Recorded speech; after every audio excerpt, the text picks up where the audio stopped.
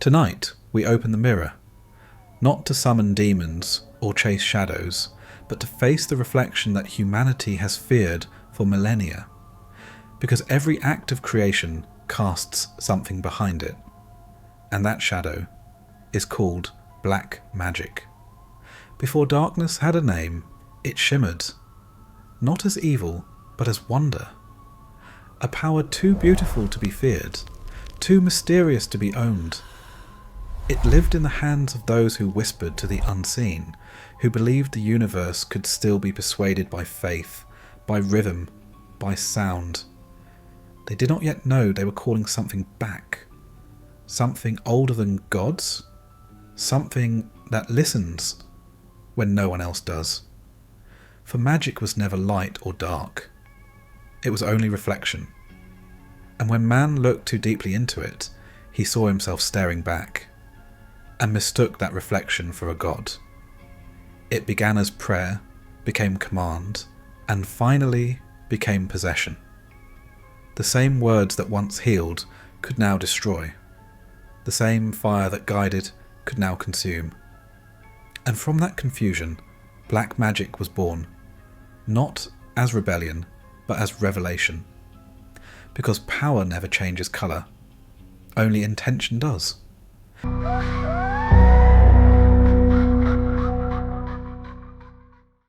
If this kind of storytelling brings you inner peace, feel free to like the video and subscribe, but only if it truly brings you peace.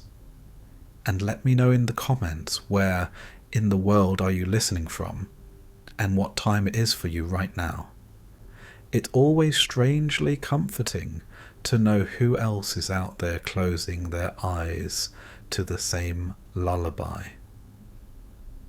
So settle in, let the world grow quiet, and let's dream together for a while.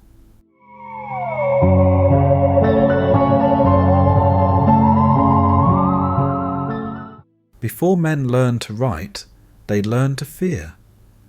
Not beasts, not storms, not even death, but the silence that followed their own questions. Every civilization begins with the same wound. The moment someone looks at the world and asks, why? For in that moment the world becomes separate. The trees no longer whisper by themselves. They are listened to. The stars no longer move in silence. They are measured. And man, standing in the middle of it all, discovers he can name what he does not understand. That is where all magic begins, in the space between awe and control, long before it was called black, before it was sin or sorcery or rebellion. Magic was simply the act of noticing that the world listens back.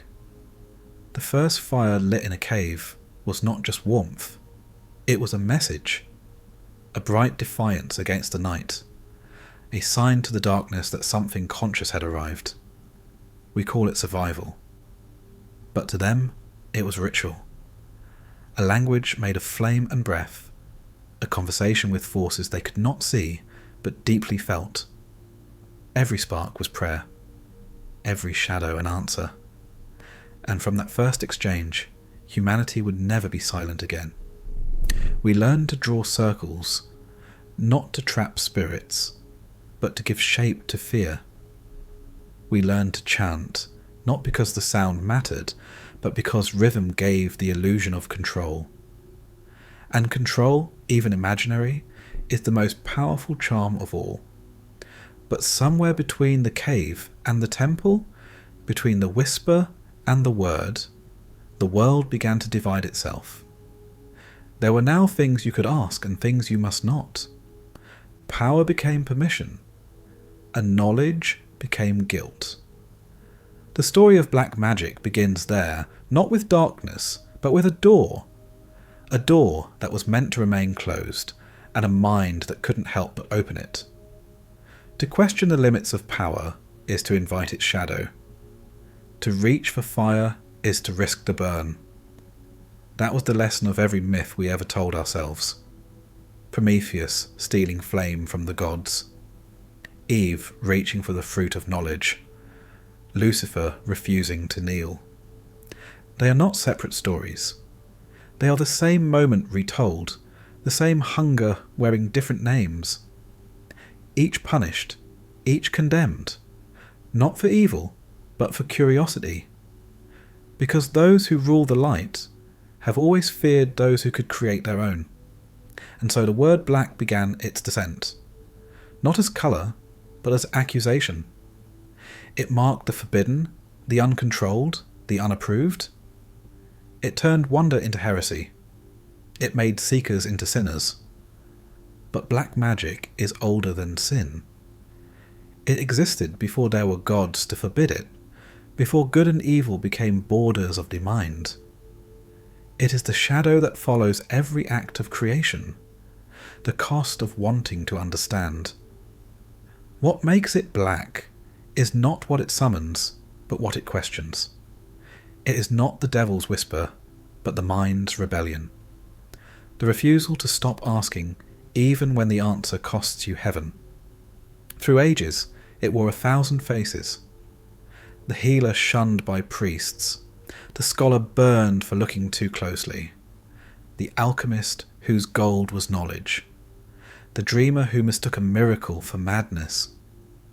They were not witches, they were mirrors, each reflecting a truth civilization wasn't ready to see, that the divine and the dangerous are often the same thing.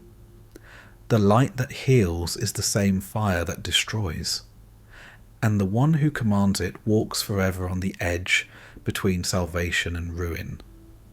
So when we say black magic, we are not speaking of demons. We are speaking of dissonance. The moment harmony cracks and a single note begins to play against the choir of order, it is beautiful. It is terrifying. And it is the sound of humanity discovering itself. Every era has tried to silence it, to label, punish, bury, yet the shadow always returns. Because what it truly represents is not darkness, but possibility. The magic we fear most is not the spell cast in secret, but the idea we cannot control. The thought that power might belong to anyone who dares to ask. That is why the story must be told again. Not to glorify the forbidden, but to understand why it was forbidden in the first place. For only then can we see black magic for what it truly is. Not evil, not rebellion, but reflection. It is the moment man saw himself not as creation, but as creator. The instant light appeared, and its shadow bowed beside it. And from that moment onward, we have been living in the twilight between them. The eternal dusk between knowing and obeying, between wonder and fear, between the spell and the silence after it. And that is where this story begins. Before the word power existed, there was only need, and from need fire. Not the lightning that split trees, not the sun that warmed the plains, but the flame that obeyed. A small, trembling light in a dark world, cradled in the hands of a creature who had just discovered control. It hissed, it moved, it responded. The first thing in nature that listened. To feed it was to rule it. To forget it was to lose it. And in that fragile obedience, man found his first God, and his first illusion. For the moment something obeyed him, he believed he had become more than what he was. They gathered around the flame, not only to survive the night, but to see themselves reflected in its glow. Faces flickering with wonder, fear, and something else. Pride. It was not sin yet, only a seed. But already the world had changed. Man had found a servant in the wild, and power in the smallest gesture. A handful of twigs, a breath, a spark. Fire was life, but it was also language. It taught him that nature could be spoken to, and that the universe, if coaxed correctly, might just listen. The first spell was not a chant. It was the act of reaching out into the dark and finding that the dark could be moved. He learned to repeat it, to coax the unseen into pattern, first through action, then through symbol, and finally through sound. Fire gave birth to meaning, and meaning gave birth to the sacred. When the flames flickered and crackled, the sound became the first prophecy. When the smoke rose and twisted, it became the first prayer.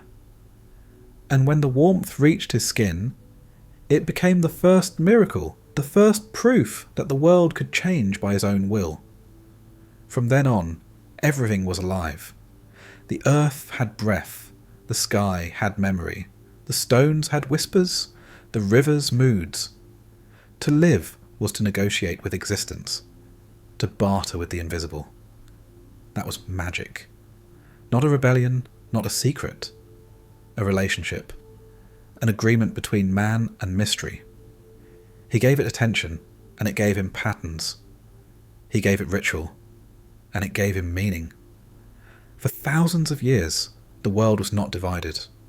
The same word meant both prayer and spell. To heal was divine. To curse was divine. To dream was divine. Magic was the language between worlds. Not yet moral, not yet forbidden. The fire that kept him alive at night was the same fire that burned the forest. There was no good or evil, only balance and exchange. In Mesopotamia, the first priests stood between humans and the winds. They spoke to the gods of rain and harvest, not to command, but to persuade. Their temples were calendars carved in stone, their altars the heartbeat of the seasons. To them, the sacred was negotiation, a contract written in symbols and smoke. In Egypt, they called it Heka, the word for both speech and magic, for to name a thing was to own its spirit. Even the gods used Heka to shape reality. It was not blasphemy, it was divine craft. The world itself was a spoken spell, and every living soul a syllable within it. But even then, shadows waited, because once power can be spoken, it can also be stolen. And once the gods can be named, they can also be betrayed. Somewhere in that quiet equilibrium, a fracture began, subtle, invisible. The idea that power might belong to the one who dares, not the one who asks. The moment a man used Heka not to praise, but to control, the spell changed colour. The light of the flame shifted, and black magic, though not yet named, was born in silence. It was not a moral act. There was no devil, no punishment, no crime. Only the first tremor of separation. Man had discovered the difference between harmony and possession. He could now command, and he could now destroy. The same hands that built altars could also build weapons. The same voice that called for rain could curse his rival's field. And so he learned a second truth, that creation and control are the same gesture, seen from different angles. But still, he believed himself innocent. For to him, fire was life. Magic was gratitude. He did not yet know that to hold power is to one day be judged by it. The ancient world glowed with faith. Not faith in doctrine, but in reciprocity. The promise that if one offered enough, the world would answer in kind. A lamb, a prayer, a drop of blood, a whispered word, each an offering to keep the universe from forgetting him. And maybe that was the first real fear. Not death, but irrelevance. The terror of being unseen in a world that had once replied. That is why the fires never went out. Why smoke rose from every temple and hearth. They were trying to be heard, to prove they still mattered in a creation that no longer spoke as clearly as before. They did not yet know that silence is not absence, and that darkness is not always evil. But they would learn. Because once the world falls quiet, the imagination begins to whisper, and what it whispers is where this story truly begins. The first magicians did not wear robes. They were farmers who spoke to the sky, sailors who read the wind, and mothers who whispered to sleeping children, hoping that their breath alone could keep death away.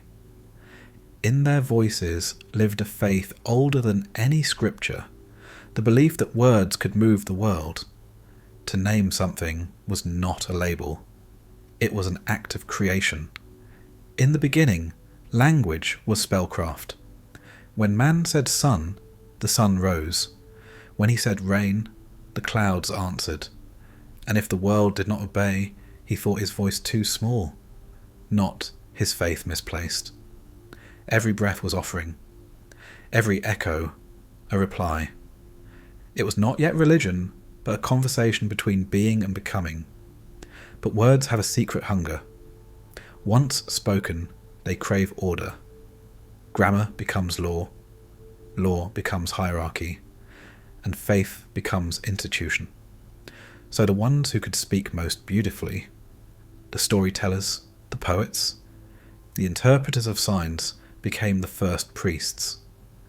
They stood at the edge of chaos, translating thunder and drought into reason, turning fear into ritual, and ritual into control. Magic, once wild and shared, was gathered into temples, measured, guarded, and taught through secrecy. The sacred became property. The gods, once everywhere, were now confined to altars and names. In Mesopotamia, the priests of Enlil and Ea recorded omens on clay. Every bird's flight, every star's delay, a fragment of divine speech. They called it Baru, the art of seeing. To read the sky was to read the mind of heaven. The world became a text, and the priest its translator. But translation breeds interpretation, and interpretation breeds authority. Those who spoke for the gods soon discovered they could speak as them. The air itself became holy. In Egypt, they called it Ka, the breath that animated all life. To breathe was to borrow from divinity. To speak was to shape that borrowed breath. And so, the priest's voice became sacred wind. Every chant, a creation echoing the first word ever spoken. They built monuments to hold that breath, temples aligned to stars, corridors filled with echo, walls carved with a geometry of speech. Each symbol was not decoration. It was invocation. Every god had a name of power, and to know it was to hold a fragment of their being.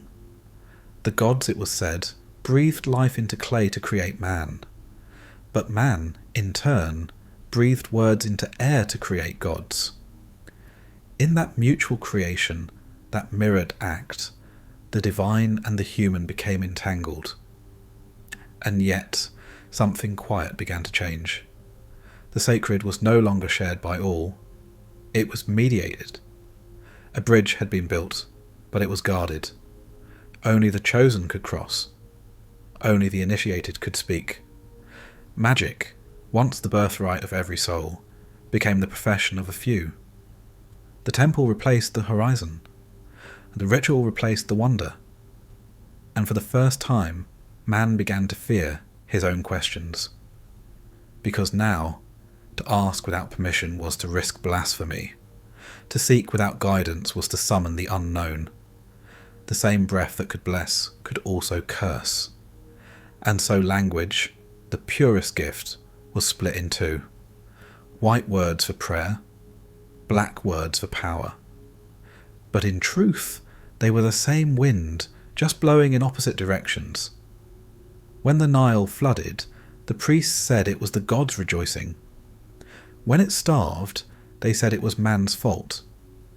The people obeyed, believing obedience itself to be magic, a charm that kept order from collapsing.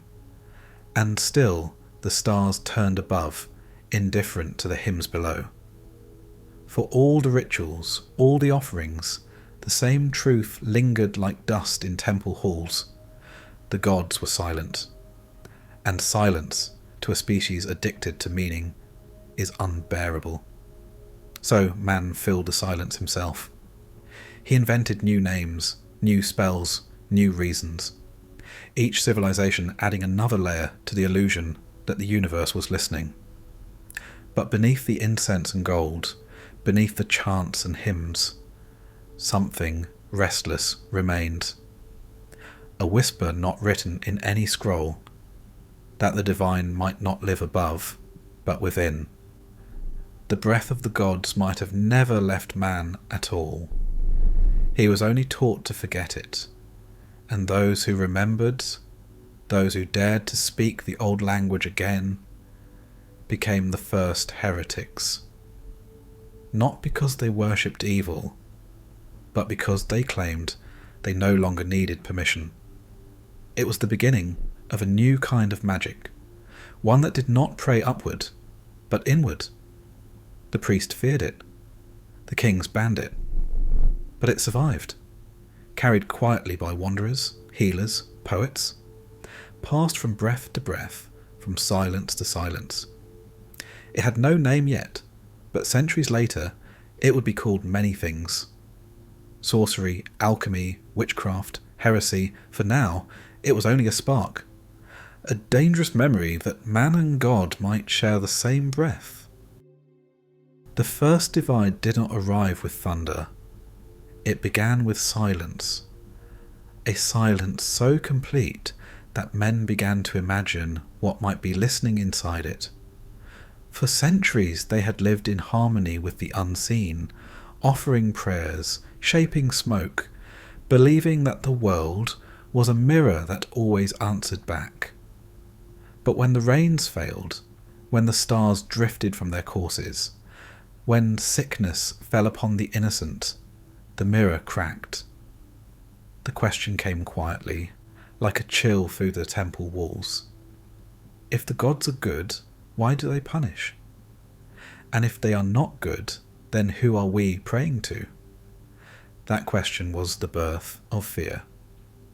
The first dark thought that perhaps not every force that listens means us well, so man began to sort the invisible, the benevolent and the wicked, the healers and the destroyers, the light and the dark.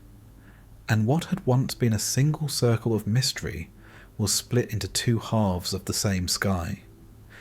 In that moment, innocence ended. For now the world was not one will, but two. Every blessing had a shadow, every spirit a rival, every prayer a consequence.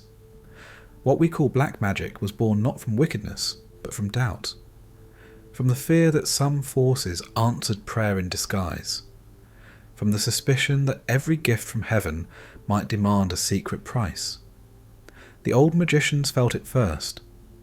Their rituals began to falter. Their chants no longer reached the horizon, and so, to hold their power, they turned inward. They began to whisper in hidden tongues, to draw circles within circles, to speak not to the heavens, but to what lingered between them. The priest called it heresy. The people called it danger. But the truth was simpler. Man was learning to speak to his own reflection. The unseen had moved inside him. And when something ancient moves inside man, he gives it a name. He calls it spirit, or demon, or dream. He prays to it when he is desperate and curses it when it refuses to obey. It was never the devil, not yet. It was the echo of creation within consciousness, a memory of fire in a creature that had learned to build walls. Yet once named, the shadow began to live. The gods were distant, but the shadow was intimate.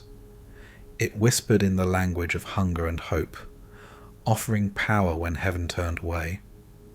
It was patient, personal, persuasive, a mirror that spoke. And so began the age of invocation, of secret names and binding words, of calling and answering, of men who believed they could bargain with the unseen. They were not evil, they were desperate. For where the gods ruled by silence, the shadow replied. But the priests could not allow it. Order trembles when the common man learns he can summon his own miracles. The temples had to protect their monopoly on mystery. And so they drew a new line. Those who spoke to the heavens were prophets. Those who spoke to anything else, sorcerers. The division was complete. Magic, once the breath of life, became two opposing winds. The sanctioned and the forbidden, the white and the black.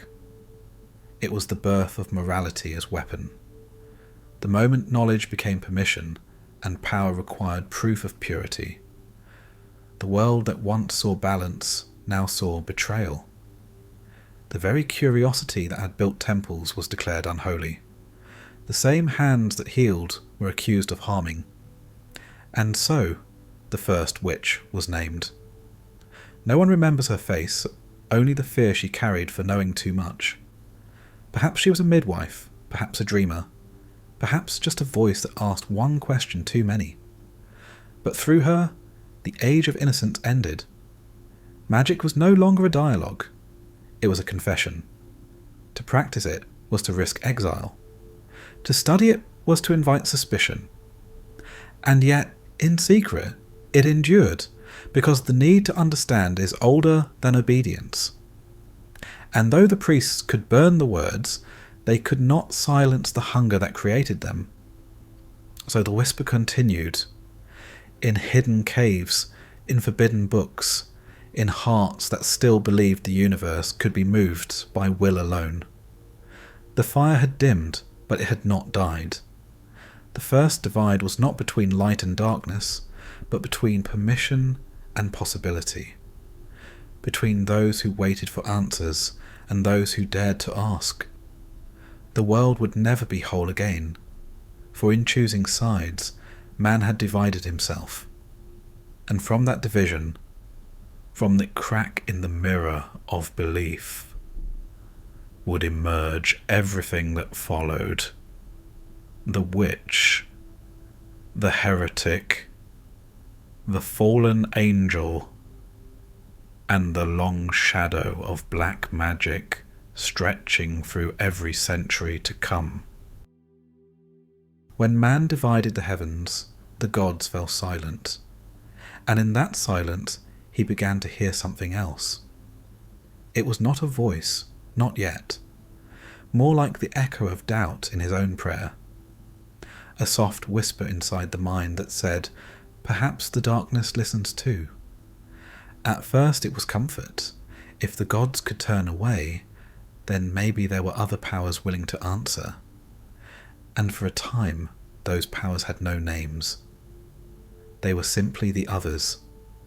Forces that lurked between storms and dreams, who spoke in accidents and coincidences, in the flicker of lamps and the sudden cry of birds. But man does not endure mystery for long. He names what he fears, and with that name he begins to believe it lives. So the nameless became the adversary. In the ancient Hebrew tongue, it was called Satan, not a being, but a title.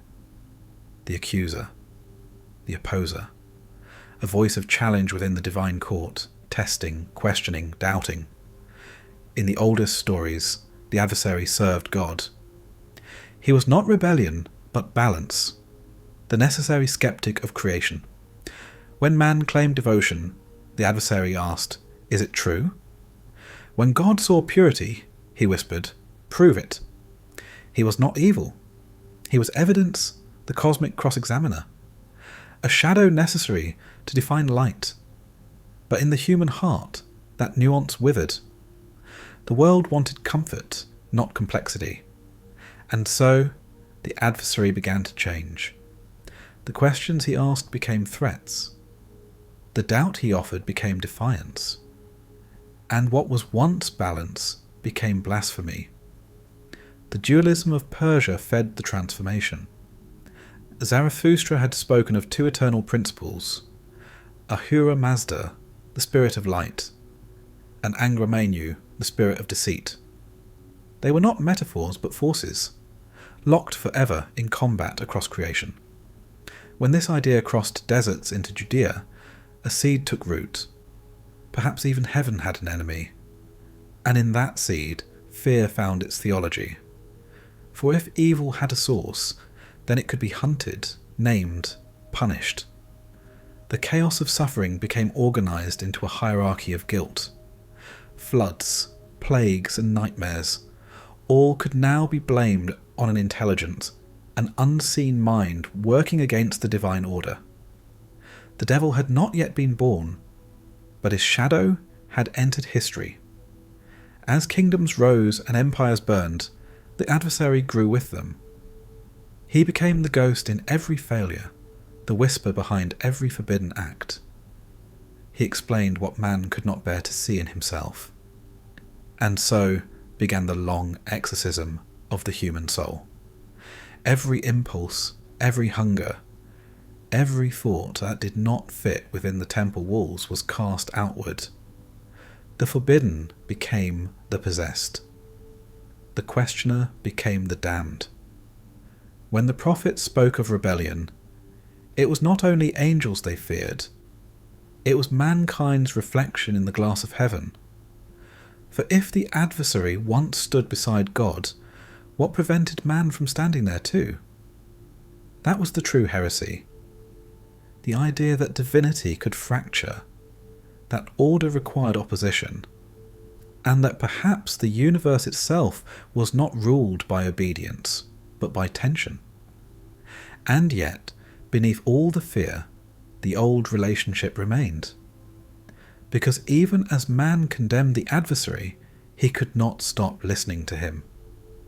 There was something irresistible about the voice that asked, "Are you sure?" It was not rebellion. It was reason. It was curiosity dressed as danger. And every time someone questioned the sacred, the adversary was reborn in their breath. That is the paradox of evil. It cannot exist without faith. The more tightly the world clings to the light, the darker its shadow becomes. And so, as temples rose higher, as priests named new angels and demons, the ancient whisper kept moving, out of heaven into stories, out of stories into hearts. It was there that the adversary finally became personal. Not a cosmic prosecutor, but a voice within, a tension between obedience and desire, the dawn of conscience, the birth of inner conflict. To the prophets, that voice was temptation. To the poets, it was tragedy. But to the magicians, it was potential. Because they saw what others feared to see, that the adversary did not destroy light, he defined it. He was the test that proved power was real. Without resistance, even God was only an idea. And thus began a secret lineage, not of worship, but of understanding. Those who studied the dark to know the light more deeply. Those who believed that to reject one half of creation was to misunderstand both. They would later be called heretics, sorcerers, devils. But in truth, they were philosophers of the forbidden. The ones who dared to ask what even angels could not. If the adversary once served heaven, then what exactly is the sin of knowledge? Before there was darkness, there was too much light, too bright to bear, too proud to bow. That was how the poets later explained it, the story of the first rebellion. In the beginning, they said, there was one who shone brighter than the rest. He was called the morning star, Lucifer, bringer of light. Not a name of evil, but of radiance, of beauty, of divine intelligence unbound. He was not born fallen. He fell because he rose too high. The heavens, in their perfection, could not imagine defiance. But light, by its nature, desires to expand. And so, when this radiant one beheld his own brilliance, he mistook it for the source itself. He did not wish to dethrone the Creator. He only wished to stand beside him. But in a kingdom of absolutes, even equality is rebellion. And so began the first exile, a fall not of distance, but of direction, from harmony to independence, from unity to selfhood. That story, told and retold through centuries, became the cornerstone of the human soul. Because in Lucifer's defiance, man recognized his own reflection. He too was a creature of dust and flame, torn between worship and will. And deep inside him, something stirred at the thought of choosing his own light. The theologians warned against it. They said the morning star became the adversary, his beauty curdled into deceit, his light inverted into flame. He fell through the heavens like a wound, and where he landed, the world learned to fear itself. But the poets, the mystics, the dreamers, the philosophers, they saw another truth. They said the fall was not punishment, but consequence. That rebellion was simply the name given to creation's second breath. For every universe that expands must also collapse. And every god, if he is to be known, must be questioned. In that questioning, Lucifer became legend. He was the spark that refused extinction, the intellect that would not obey. To some, he was pride, to others freedom, and between those meanings, the devil was born. It is a strange irony that the first act of disobedience became the foundation of morality itself. Because once light could fall, everything could. Angels, men, empires, ideas, all became capable of sin. The world gained its symmetry. Heaven above, hell below. Virtue and vice, obedience and defiance. Two mirrors facing one another, each insisting it was the real one. And in that reflection, evil became personal. No longer a storm or spirit, but a choice. The fall of Lucifer was not the story of a monster. It was the story of consciousness learning it could disagree.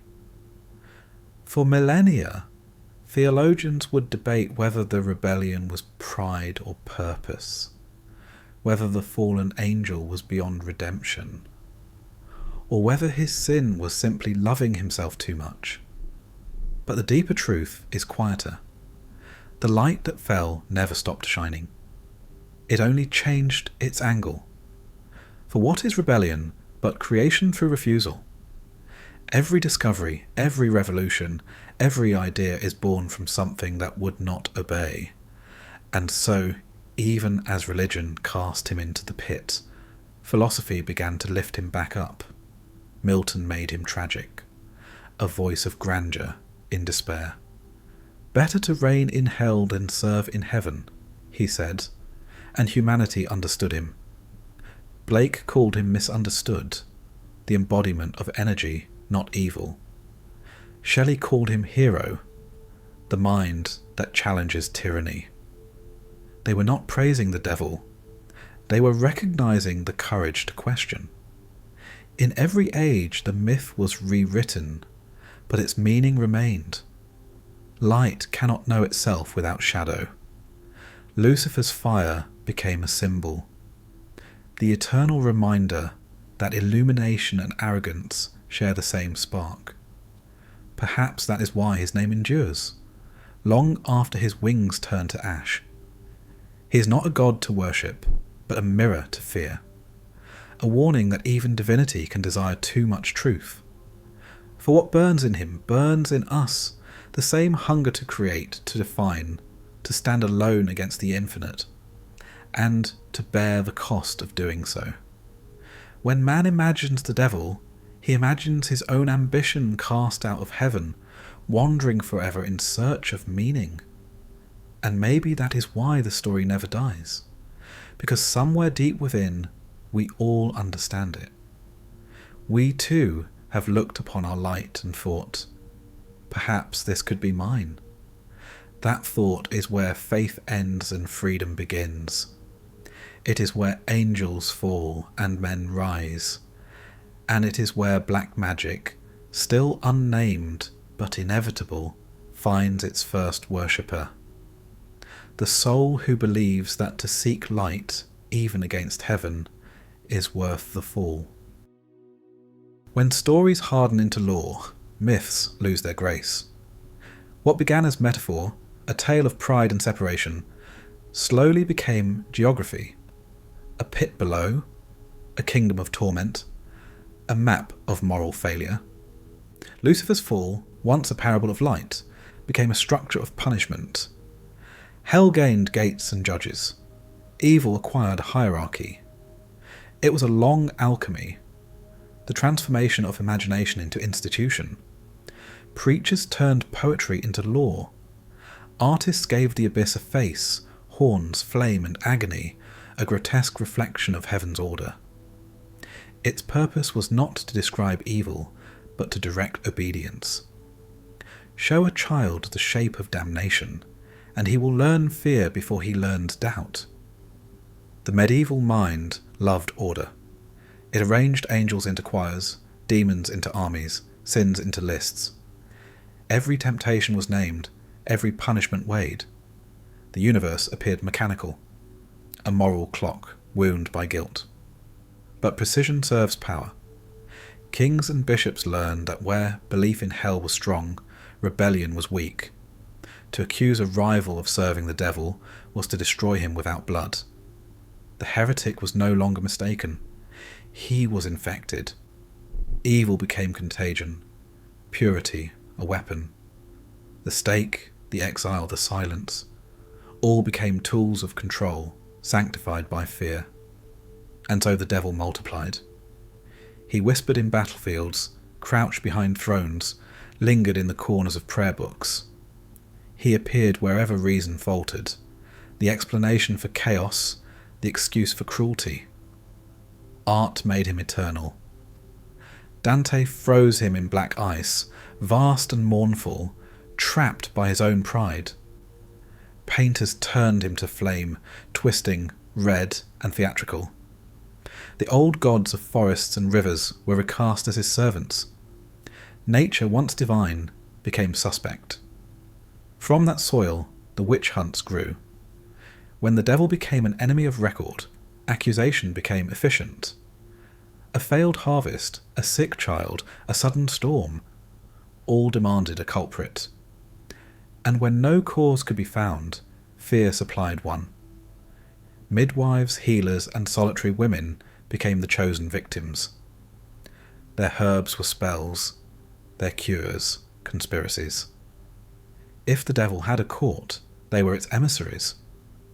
The Inquisition turned imagination into evidence, and evidence into fire. The machinery of demonology was thorough. Every confession was proof of the next. Every victim confirmed the need for more. Fear sustains itself, a circle of smoke feeding on its own shadow. Yet within this cruelty, a paradox survived. The devil's terror made holiness visible. Miracles, relics, pilgrimages, all thrived in his shadow. To fear him was to prove faith, but not everyone believed. Some poets and mystics looked deeper. Dante's Lucifer inspired pity more than dread. Milton's fallen angel spoke with tragic grandeur. The mystics of Europe, Eckhart, Hildegard, John of the Cross, spoke of darkness as passage, not punishment. They whispered that the abyss might be part of the divine, the place where love becomes unbearable and therefore holy. By the time of the Reformation, the devil had become a citizen of every kingdom. He appeared in sermons, songs, and laws. His name was used to silence dissent and justify rule. He became a tool of the age, the convenient explanation for everything inconvenient. Yet his power was unstable. He depended on belief to exist. Where reason questioned him, his shape wavered. Skepticism dulled his claws. Knowledge dimmed his flame. When Galileo looked upward, hell began to lose altitude.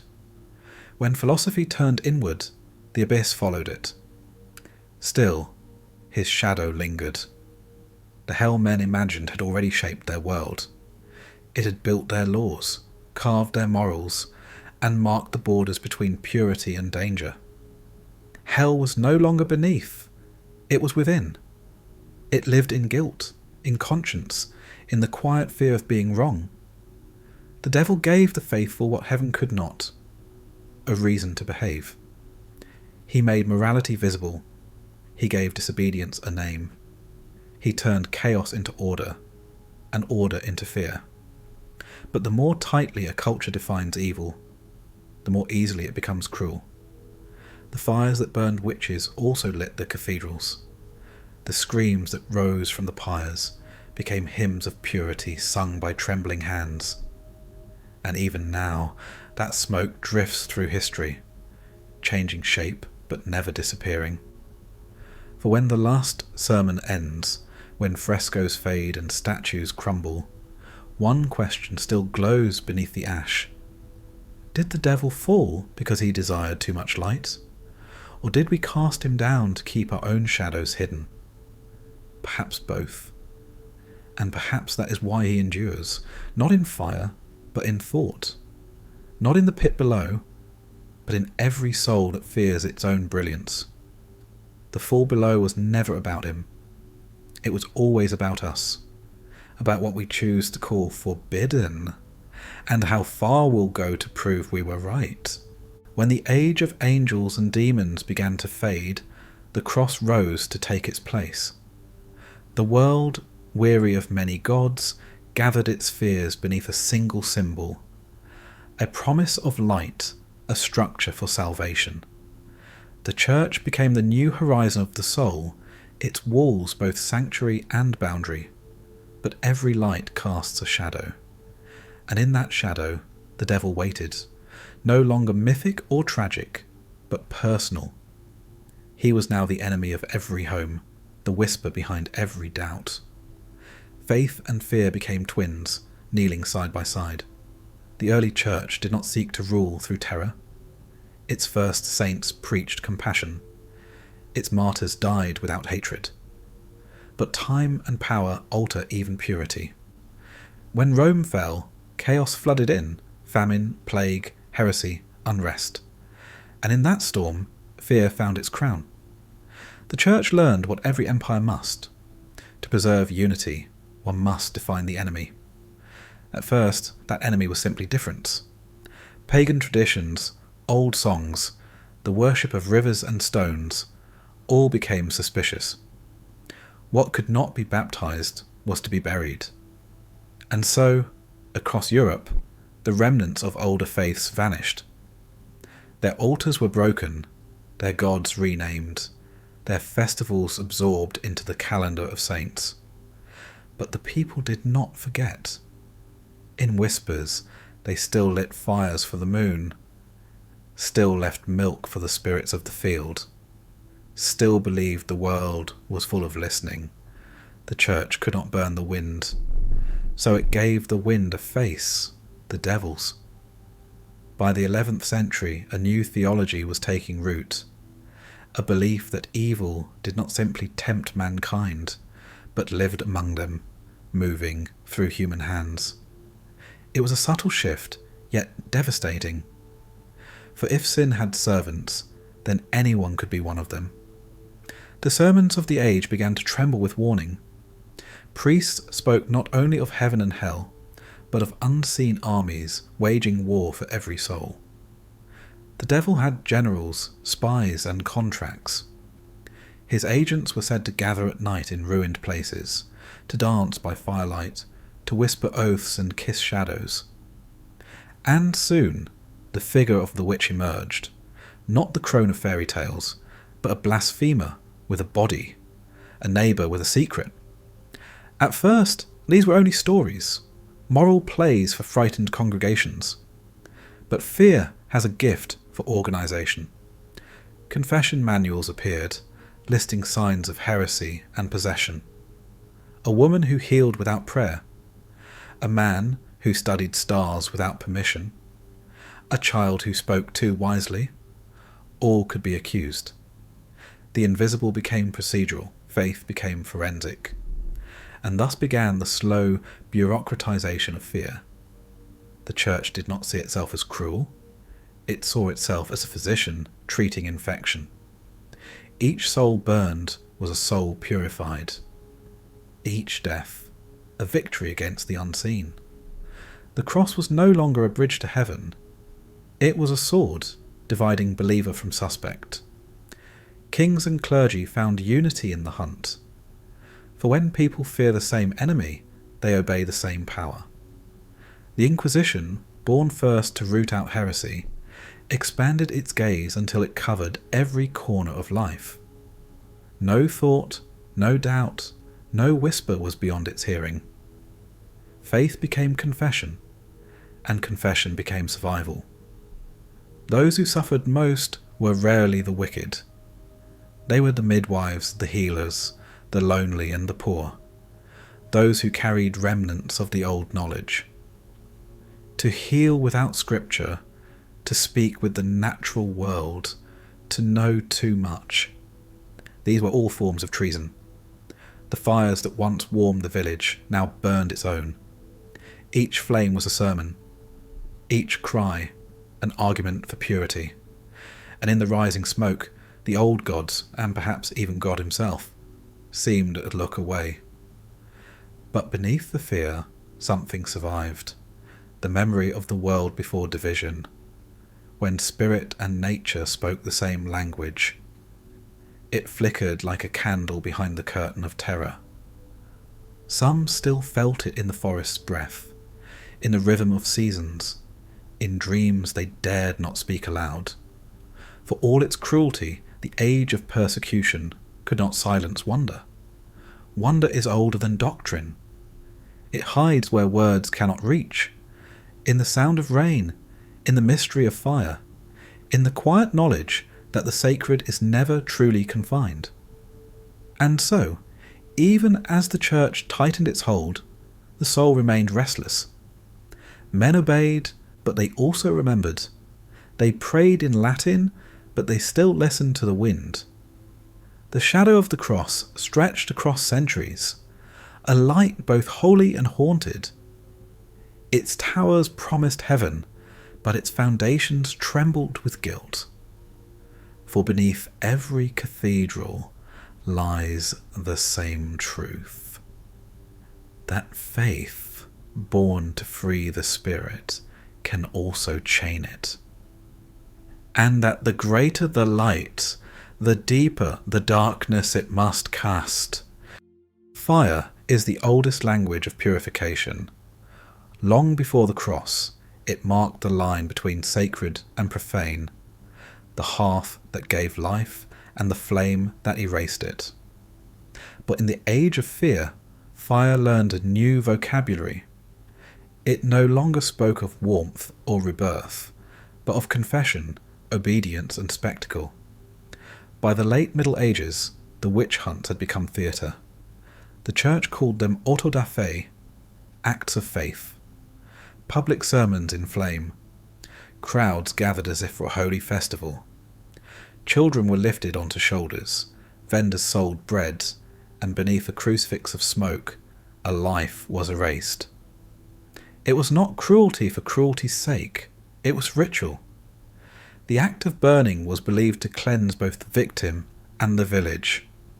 Pain was proof of truth. Ashes were evidence that evil had been touched and destroyed.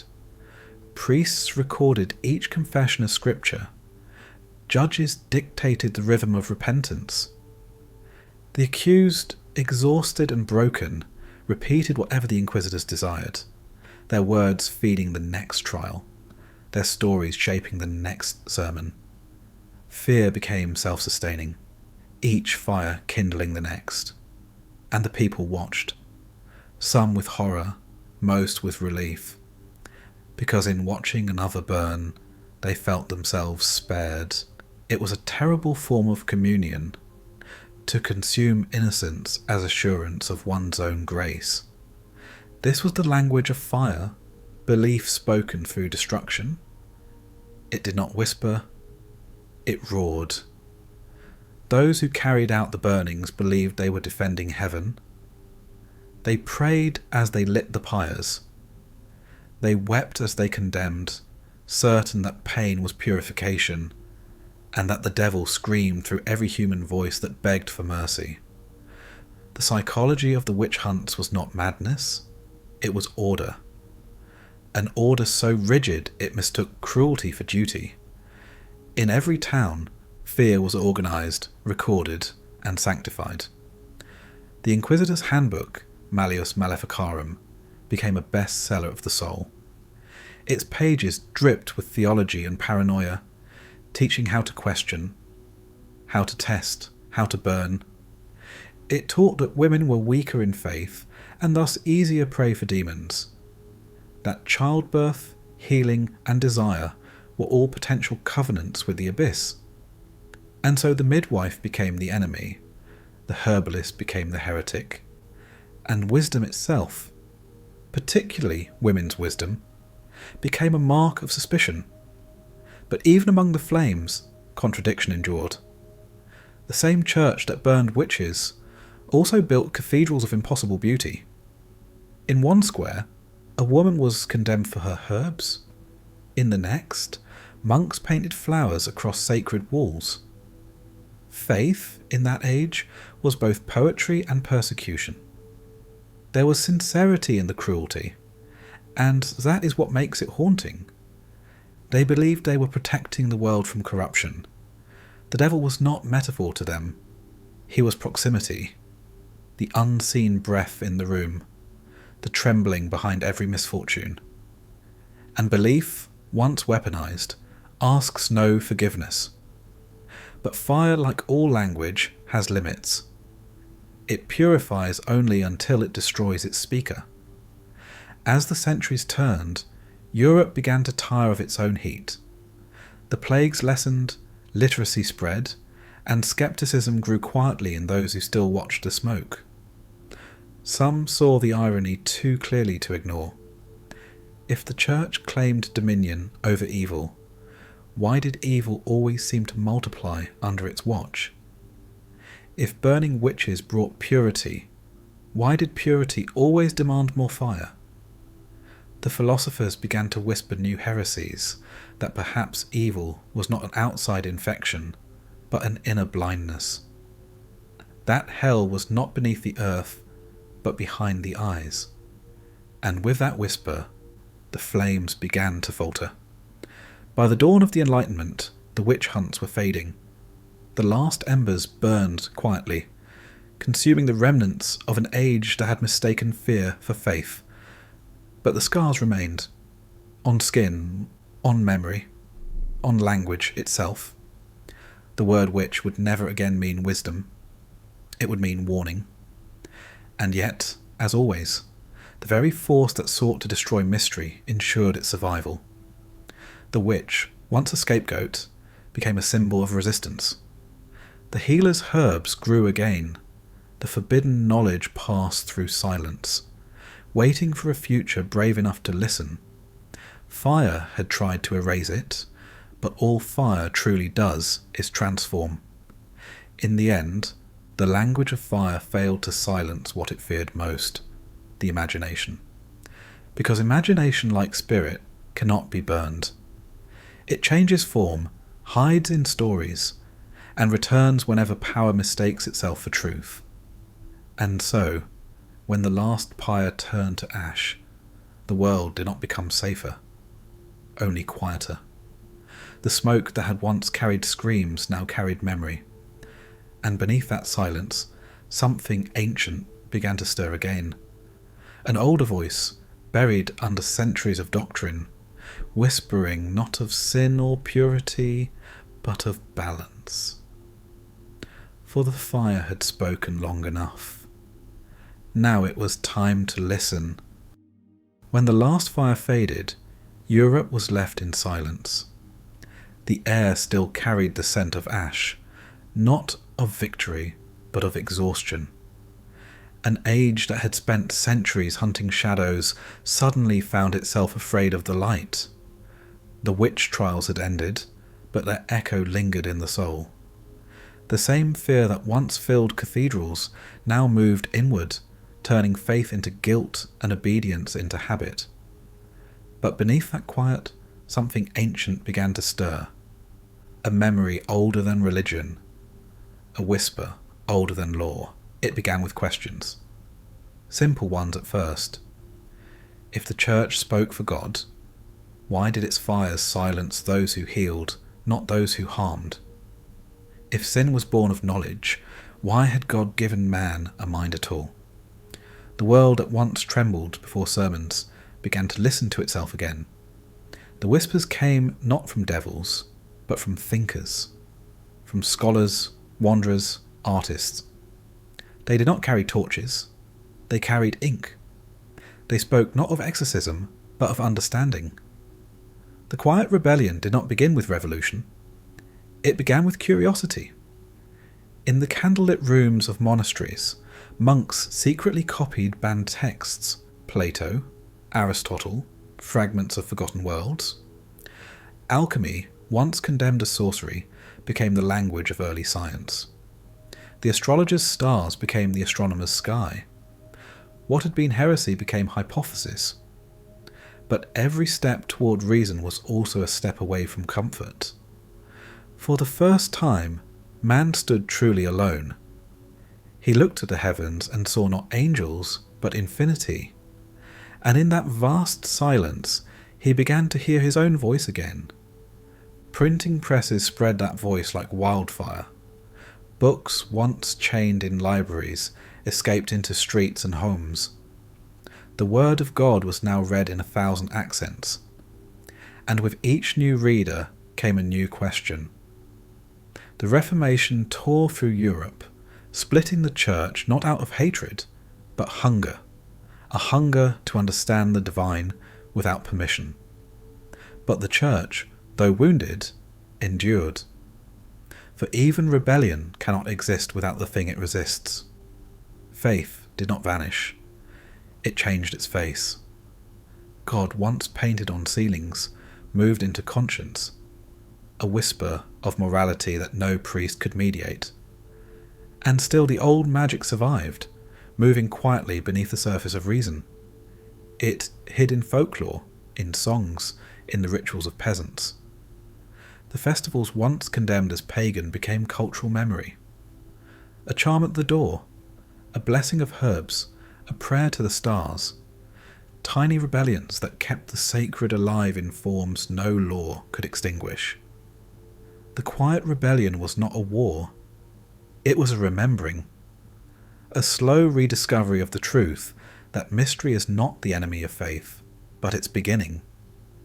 In Italy, Da Vinci drew machines that mirrored the flight of angels. In Germany, Luther translated scripture into the tongue of common men. In England, Shakespeare's witches spoke truth in riddles, their voices echoing the fear and fascination of centuries past. And in every corner of Europe, a new kind of light was dawning. Not holy fire, but human thought. The Enlightenment would later name it reason. But reason, in its earliest form, was not cold or cruel. It was wonder reborn. It was the courage to look at the world without trembling. The same curiosity once called heresy became the foundation of knowledge. The telescope replaced the torch. The laboratory replaced the pyre. And though man did not yet know it, he was preparing to trade superstition for science and obedience for observation. But history never moves in straight lines. Even as reason rose, its shadow followed. A new arrogance, a new kind of blindness. For when the world lost its demons, it also lost its angels. The sacred retreated before logic, and soon faith itself began to look like myth. Yet perhaps that too was necessary, for something must be broken before it can be understood. The quiet rebellion was not only against the church, but against fear itself. It was the rediscovery of awe without terror, and of light without fire. The witch's memory endured through it all, as symbol, as story, as warning. Her ashes became seeds of change. She was no longer the outcast. She was the first scientist, the first skeptic, the first to believe that knowledge need not kneel. And in that way the witch outlived her judges. Her silence became the foundation of a new voice, one that would one day speak not of sin or salvation, but of truth. The age of fear was ending, but its lessons would remain. Every civilization must decide what it fears most, ignorance or freedom. And as dawn broke over the ruins of old belief, mankind stood between two kinds of light, the one that burns and the one that reveals. The quiet rebellion chose the latter. It chose to see.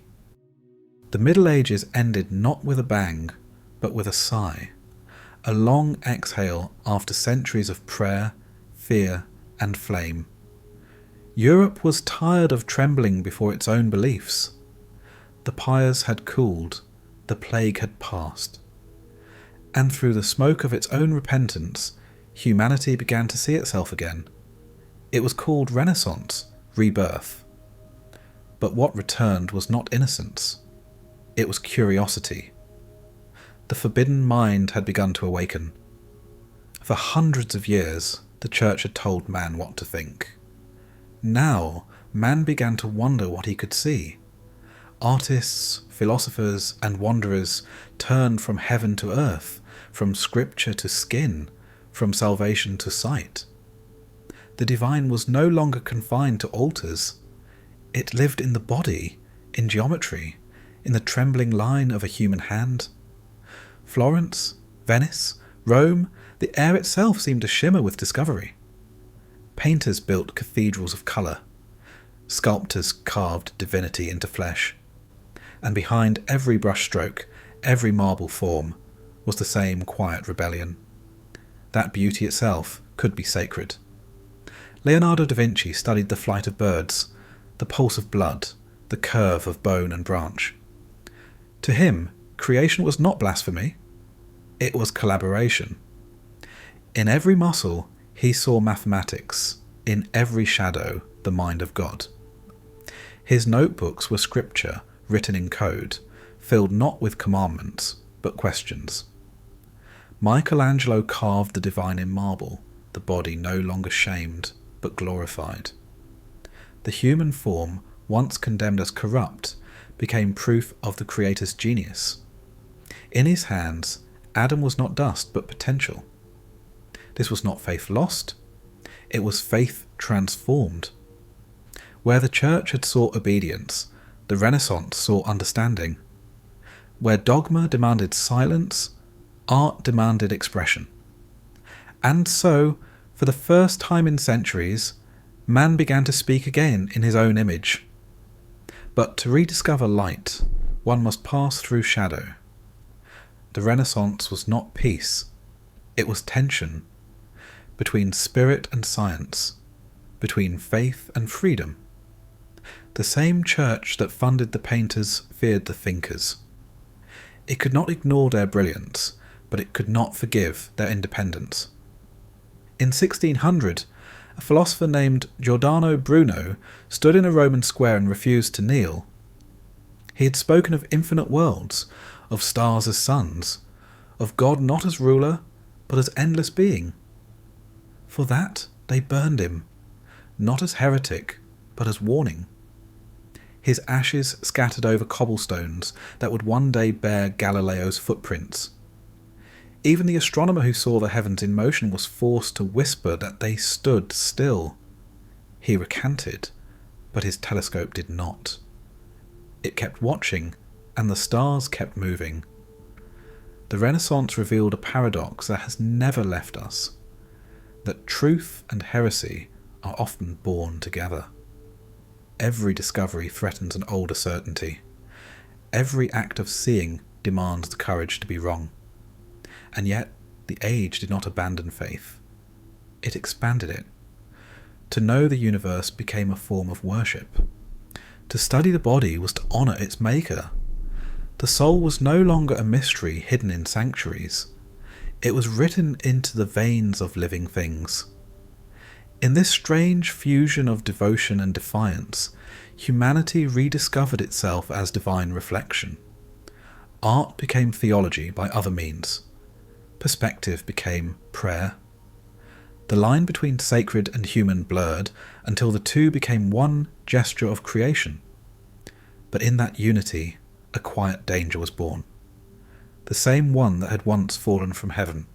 For to look upon one's own power and call it holy is the oldest temptation of all. The Renaissance mind, in freeing itself from heaven, inched closer to becoming its own god.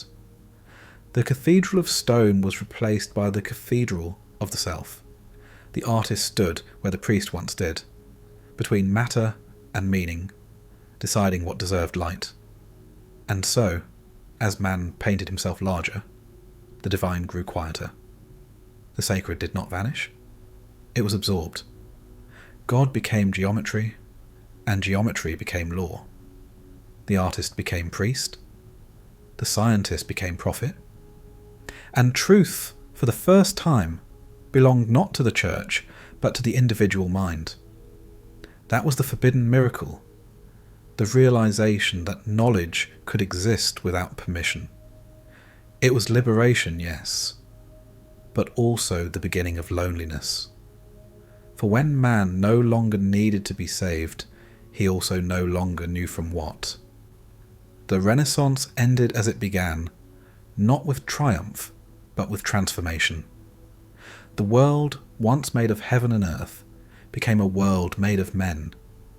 And though the stars still shone above, they seemed farther away. For light, once a gift, was now something to be mastered. And in that mastery, the forbidden mind began to wonder again if it had gone too far. The Renaissance loved the body as the ancients once loved the gods. It did not simply depict flesh. It opened it, measured it, and learned its language. Where medieval hands had clothed and concealed, new hands dissected and displayed. To know the body was to know creation, or so the new belief held. Vesalius peeled back skin and superstition in candlelit theatres, his scalpel a pen writing a new anatomy of life. On marble tables, under murmurs of students, the secrets long whispered by midwives and bones were spoken aloud. The eye that had once seen miracles now read muscles, ligaments, and the pulse like a script. This was not a theft of the sacred, but a curriculum of wonder. Artists studied anatomy to make flesh speak, to render a hand that could pray and a face that could betray. The scientist and the painter became collaborators, both craving fidelity to form. But their methods diverged, one examined to celebrate, the other dissected to master. Bodies were no longer vessels for souls alone, they were maps to be read. Composition replaced miracle. Proportion became devotion. Perspective made the world legible, and legibility promised control. Yet control is a double gesture. When you can diagram a thing, you may also manipulate it. The Renaissance opened the human to knowledge, and thereby to power. Anatomy led to surgery, and surgery to experiments that tested the boundary between living and means.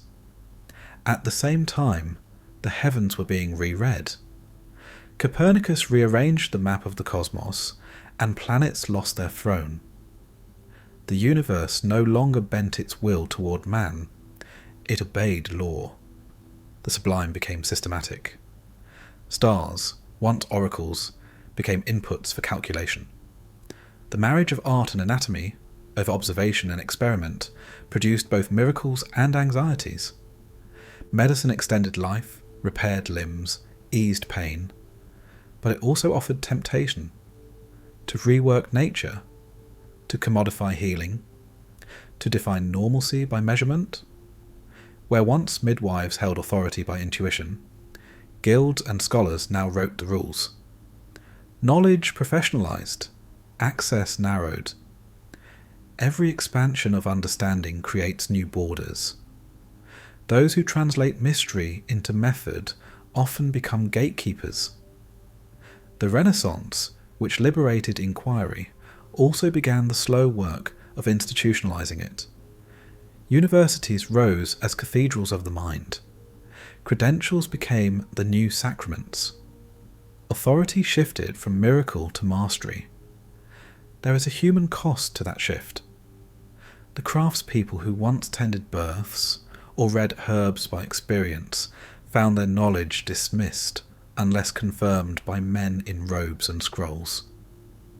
Wisdom that had been communal became proprietary, and as knowledge centralized, the old whispers passed into margin and myth. Yet even in this consolidating hum, some refused to reduce wonder to formula. Painters of Venice kept colour as mystery. Poets and mystics insisted that meaning could not be captured by measurement. They practiced a different piety, one that accepted not only explanation but awe.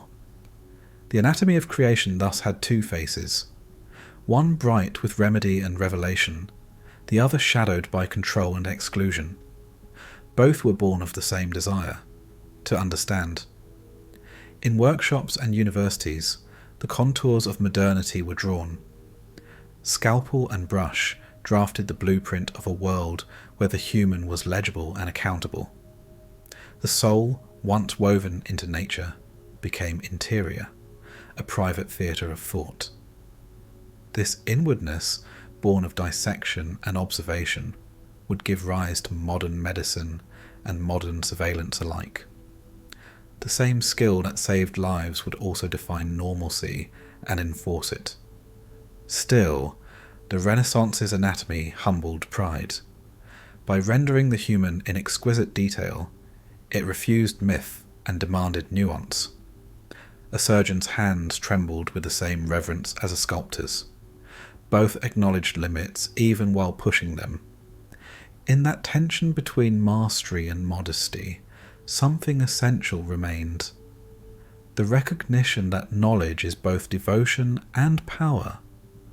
So the age of the forbidden mind didn't end with the drawing of blood or the rise of universities. It continued in the quiet act of study, the patient observation, the hand that learned to mend, and in the question that followed every discovery.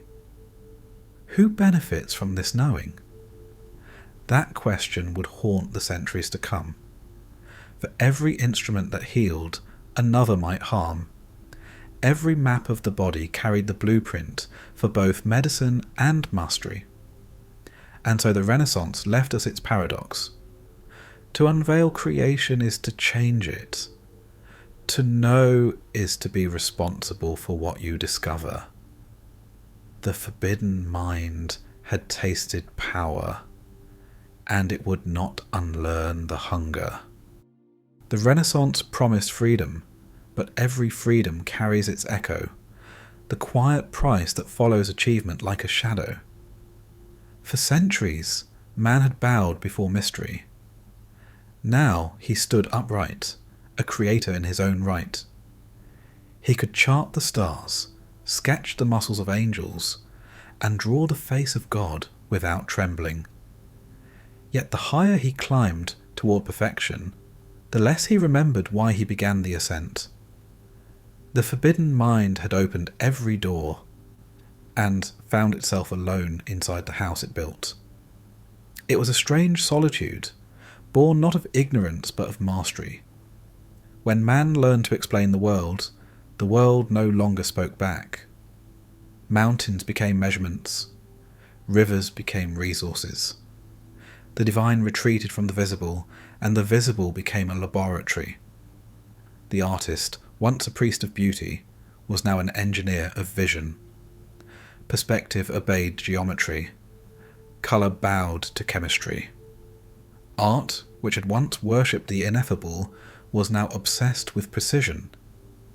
The mystery that made the world holy was slowly traded for mastery that made it predictable. And predictability, though powerful, is barren. It feeds the mind, but starves the soul.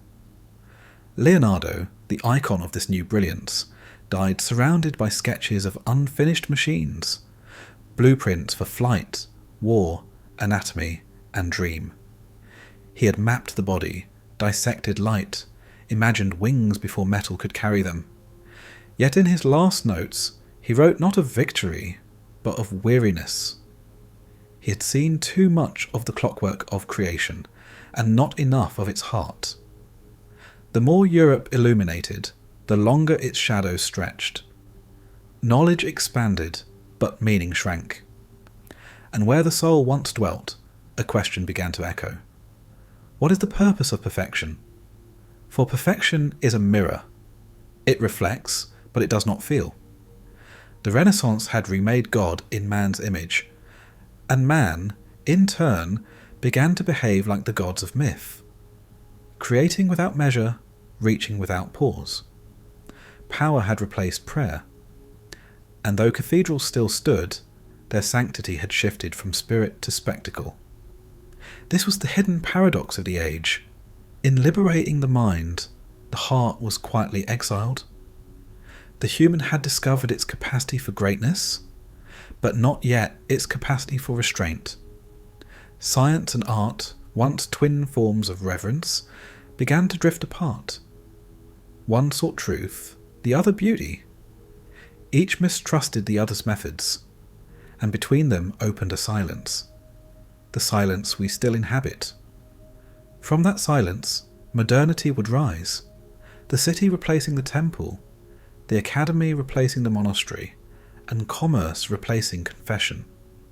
The question was no longer what is sacred, but what is useful. And usefulness, unlike holiness, has no limit. The inventions that once symbolized wonder, the compass, the press, the telescope, soon became instruments of conquest. The age that painted angels on ceilings now mapped continents for empire. The same hands that studied anatomy began to measure skulls, to define hierarchies of worth in the language of science. Knowledge, untempered by humility, became a crown and a weapon.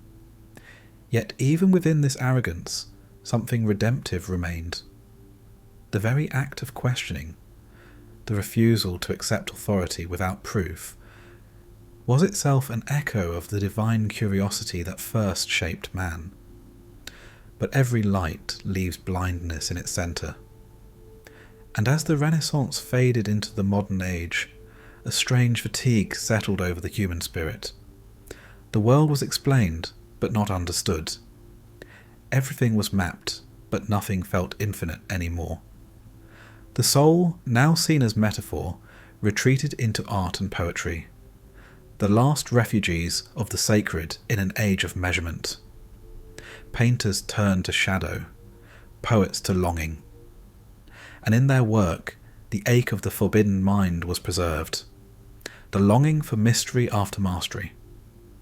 This was the true price of the Renaissance, that in gaining control of the visible, we lost touch with the invisible. That in proving the laws of motion, we forgot the stillness of wonder. That in perfecting the body, we began to question the need for a soul. And yet, what is lost in one form returns in another. The same hunger that drove men to dissect creation would one day drive them to seek its spirit again, in art, in philosophy, in the dream of meaning reborn. The Renaissance did not end with certainty. It ended with restlessness, the sense that knowledge, no matter how vast, could never quite fill the space left by mystery. For mastery is not completion. It is a new kind of ignorance, one that knows how, but forgets why.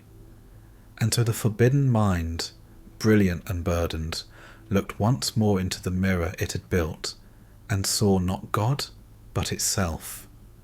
a creator uncertain of creation, a soul that could name every star, yet could not define its own light.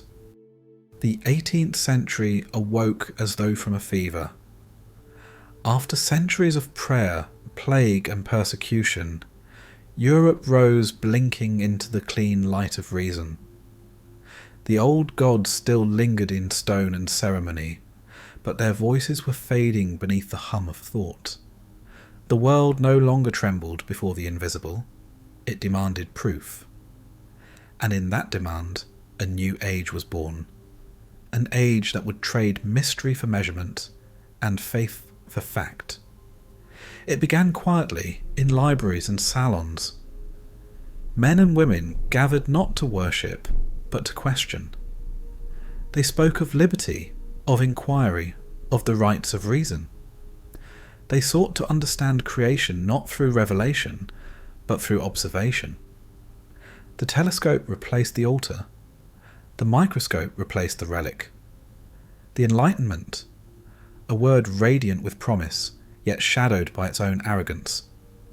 For every truth it revealed, it concealed another. Every candle of reason casts its own darkness. Superstition, once the soul's defence against the unknown, became the enemy. The witches, the demons, the angels, all dismissed as relics of ignorance. The devil, once the ruler of hell, was demoted to symbol, a metaphor for human weakness, a ghost of moral storytelling.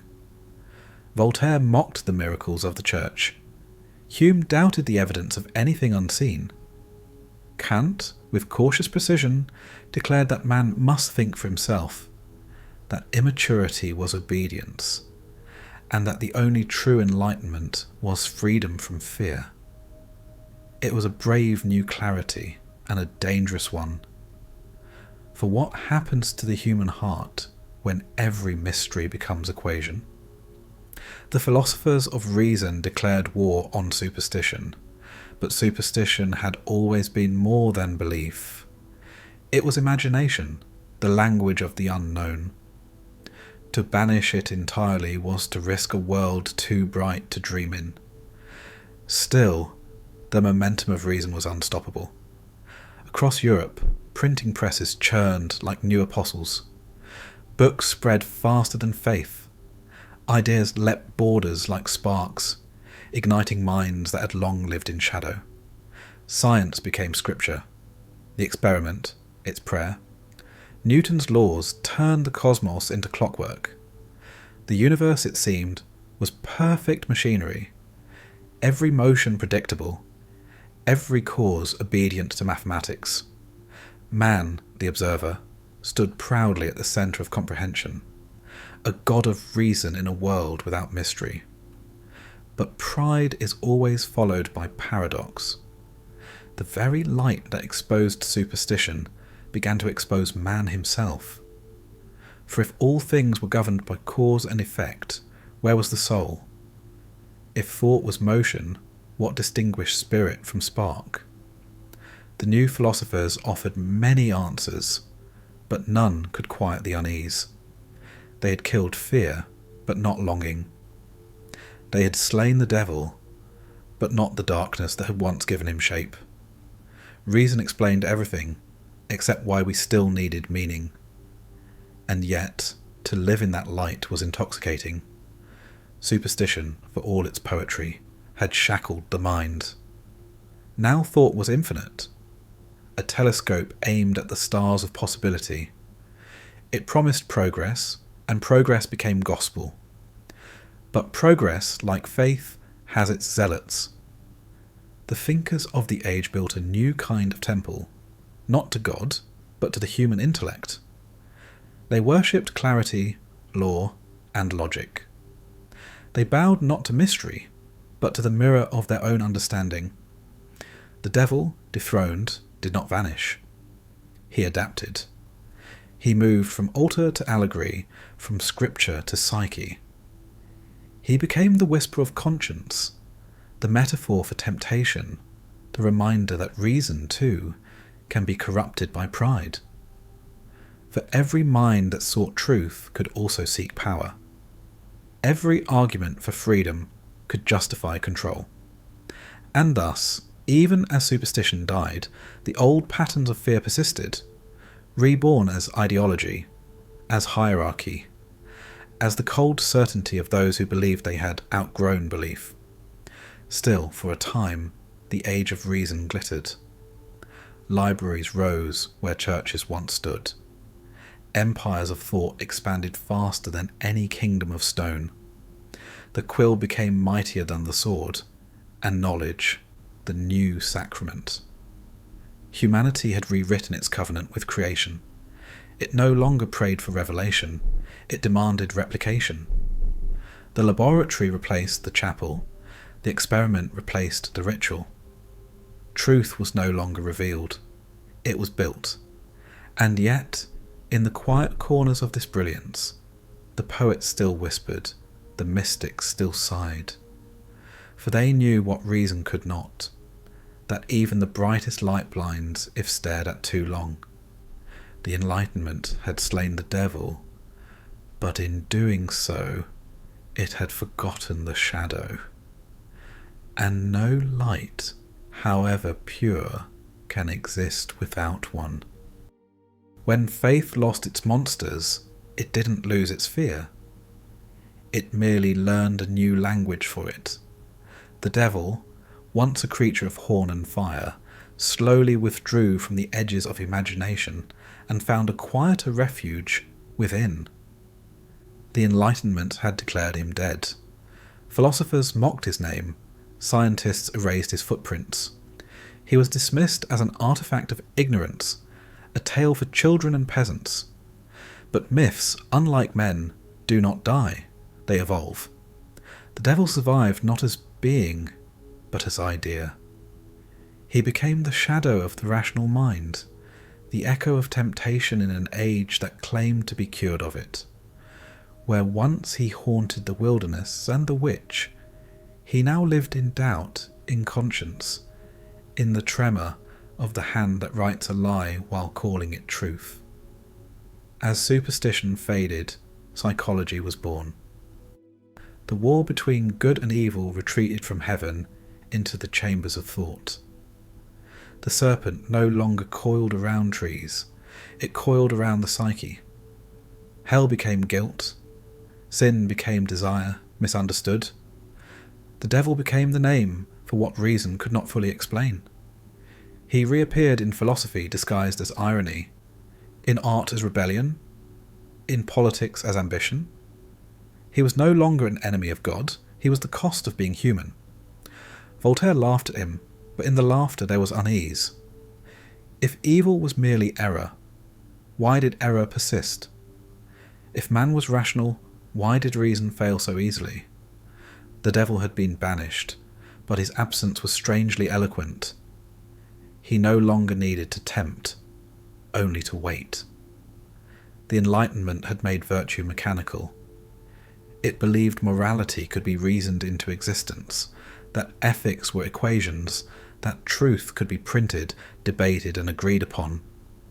But the soul, ever stubborn, refused to conform. It still desired, envied, betrayed, still reached for what it was told to refuse. Reason had dethroned superstition, but it could not tame emotion. And in that tension, the devil smiled. Not in sulphur, but in suggestion. He became art's favourite subject again. Painters gave him elegance. Poets gave him wit. Milton's Lucifer, though centuries old, was reborn in Enlightenment eyes as the first individualist, the rebel who refused obedience. He was no longer the villain. He was the thinker's mirror. To some, he symbolized the courage to question. To others, the arrogance to destroy. But either way, he endured the necessary opposition in the equation of progress. Because every light requires contrast, and every virtue needs a shadow to define it. As religion loosened its hold, literature became the new scripture. Writers turned inward, seeking in the human heart the same drama once projected onto heaven. Evil was no longer external, it was intimate. It lived in the ordinary mind, Dati, in greed disguised as ambition, in cruelty justified by logic.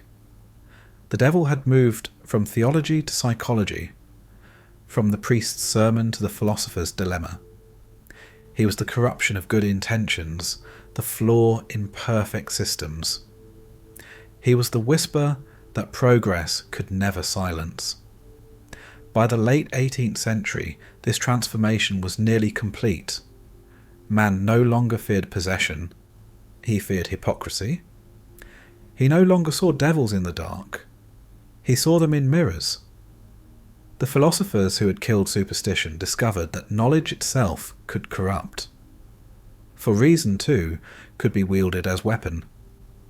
It could justify empire, excuse exploitation, disguise domination as enlightenment. And in that self-assured cruelty, the devil found a home far safer than hell. The human mind convinced it was right. This was his greatest disguise, to become indistinguishable from reason itself. No longer chaos, but calculation. No longer temptation, but justification. The devil's fire had turned to logic's cold flame. And so he prospered, not in churches, but in parliaments and academies. He no longer promised forbidden fruit, he offered progress without conscience. The world, in cleansing itself of myth, had made him immortal. For when the devil is denied, he does not vanish. He becomes systemic, woven into the very fabric of thought. He hides in the confidence of intellect, in the righteousness of ideology, in the comfort of believing one no longer needs saving. And yet, perhaps he was never truly the enemy. Perhaps he was simply the reminder that man is never pure, that light, when absolute, becomes blindness.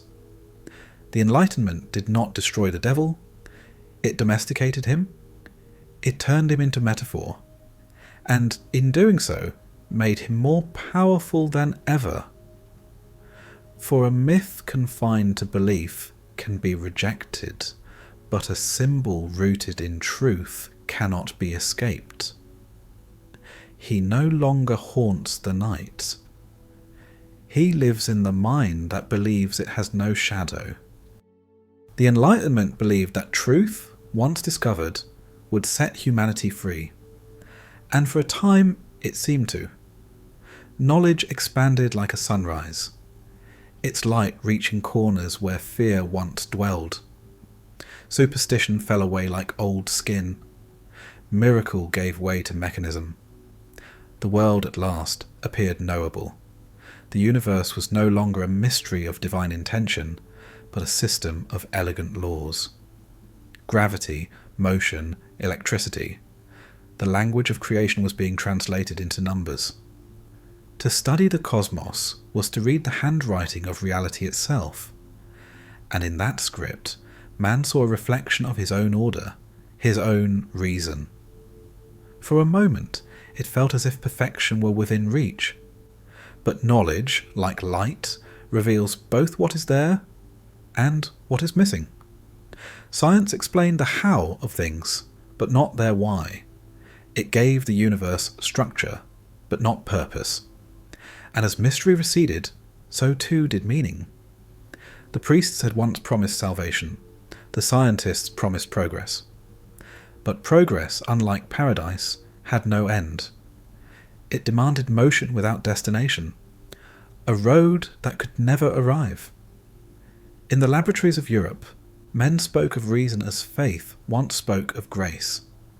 They dissected lightning and bottled it. They measured time, temperature, and trust.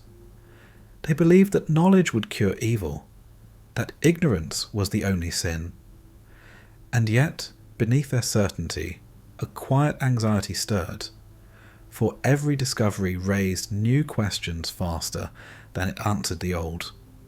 The microscope revealed not simplicity, but infinity.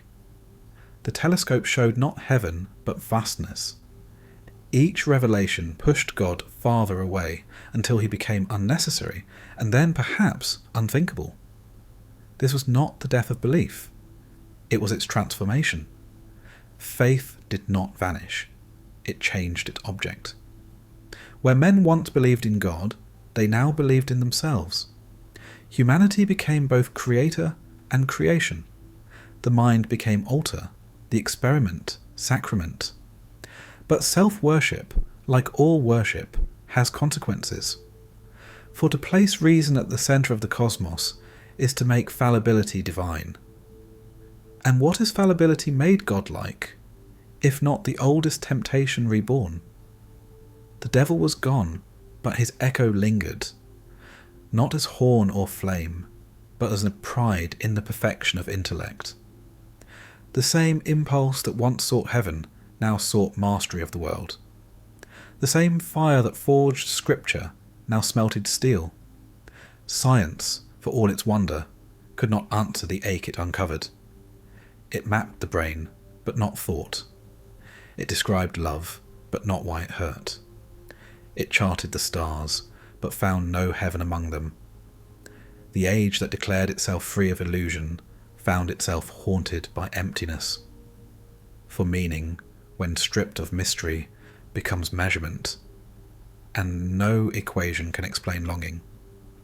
And so a new superstition was born, not of demons but of certainty itself, the belief that knowledge alone could redeem the world, that if one studied long enough, tested carefully enough, humanity could be perfected. It was faith by another name, the gospel of progress. But the world does not move in straight lines. For every action, a reaction. The same age that birthed science also birthed skepticism. The closer man came to understanding, the more he doubted what could ever be known. Rousseau questioned whether reason made men happier, or merely cleverer in cruelty. Kant warned that pure intellect could not reach the thing in itself, and by the century's end, the bright cathedral of reason had already begun to tremble. For reason alone cannot comfort. It can describe the storm, but not the fear it awakens. It can calculate the orbit of stars, but not the loneliness beneath them. And so the pendulum began to swing back, toward emotion, toward art, toward the interior world. Romanticism would soon rise from the ashes of Enlightenment, bearing a single defiant truth: that man is not a machine, and that the soul, however unmeasurable, is real. The age of science was not the end of wonder. It was the beginning of a new kind of faith, one that sought meaning in atoms and equations, but still yearned for mystery. It proved everything except contentment. And perhaps that was always its destiny, to show that the universe does not lack purpose, only witnesses who can see it. For doubt, though feared by faith, is the highest form of belief. It is the recognition that the unknown still exists, that even after all the charts, the formulas, and the facts, there remains a silence we cannot name. The Enlightenment did not end with certainty. It ended with humility, the faint awareness that light alone is not enough to live by. And so, beneath the cold clarity of reason, a new question began to form, the same one that has haunted every age since. If knowledge is power, then what at last will we do with it? The 19th century was a dusk that looked like dawn. Factories thundered, empires expanded, and yet beneath the roar of engines a strange whisper returned, the sound of wonder remembering itself. After the Enlightenment's clarity came fatigue, after reason's rule, longing. Men and women, surrounded by machines and mathematics, felt the old silence stirring again, that tremor of unseen presence that no equation could calm. Science had mapped the heavens, but not the heart. Its victories felt incomplete, its light too clean. And so, In candlelit rooms behind velvet curtains, the West began to dream backward, to Egypt, to Kabbalah, to alchemy. There, amid forgotten manuscripts and coded diagrams, seekers felt they could still touch what modernity had exiled, mystery itself. It began as scholarship and quickly became invocation. London, Paris, and Vienna filled with societies that promised the synthesis of spirit and science. They called it the Occult Revival, not a rebellion against knowledge, but its continuation through symbol. If the microscope revealed matter's secret, perhaps ritual could reveal the soul's.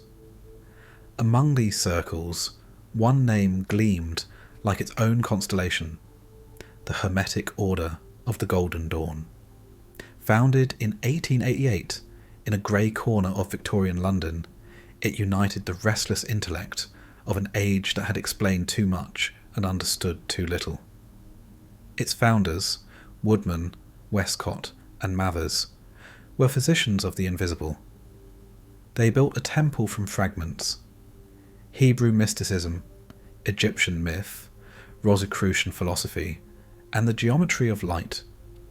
Its rituals read like poetry and physics combined. Diagrams of angels drawn beside charts of the elements. Members gathered in silence under crimson lamps. They wore robes marked with sigils, traced pentagrams in the air, invoked archangels not as deities but as archetypes of power. Every gesture symbolized a law. Every colour corresponded to a principle. It was theatre, but also transformation. For within that theatre, the self became sacred again. To the Victorians, living beneath empire's rigid morality, the Golden Dawn was revelation. It offered what churches had denied, a personal dialogue with the divine. No priest, no intermediary, only the initiate and the infinite. Its adepts spoke of ascent through the planes, of inner light, of the soul's own laboratory.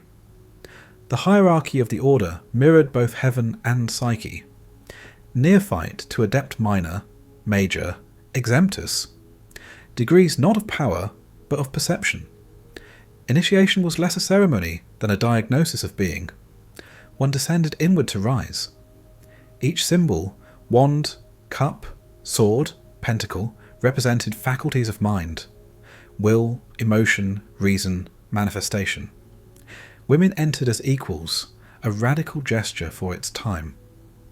Florence Farr, Moyna Mathers, and Annie Horniman stood beside men as magicians, poets, and seers. In that equality, the order glimpsed an older truth, that the forces of creation are dual, and power incomplete when divided. Their meetings were part experiment, part liturgy. Incense curled around geometry. Latin invocations met electric lamps. The modern and the mystical shook hands in secret. For the first time since the Renaissance, the invisible world felt organised again, but this time not by the church, but by the individual will. Outside, London streets dripped with rain and soot. Inside, adepts imagined pyramids of gold light ascending through the mind. Each ritual began with banishment, the clearing of illusions, and ended with union, the quiet certainty that man contained the cosmos in miniature. The Golden Dawn spread its influence quietly through art and literature. Yeats wrote verses charged with its sigils. Painters hid its colour scales in their canvases. Its doctrines of correspondence, as above, so below, seeped into the bloodstream of modern imagination. But secrecy has its gravity. Egos swelled behind veils, rivalries flared. By the century's turn, schisms split the temple like cracks in glass. Still, even in collapse, its light scattered into 1,000 new reflections. The seeds of Thelema, of tarot, of 20th century mysticism. What the Enlightenment had dismissed as superstition, the Golden Dawn reclaimed as psychology in ritual form. Its magic was not the manipulation of nature, but the transformation of perception. To change one's inner world was to alter reality itself. For reality began, they believed, in consciousness.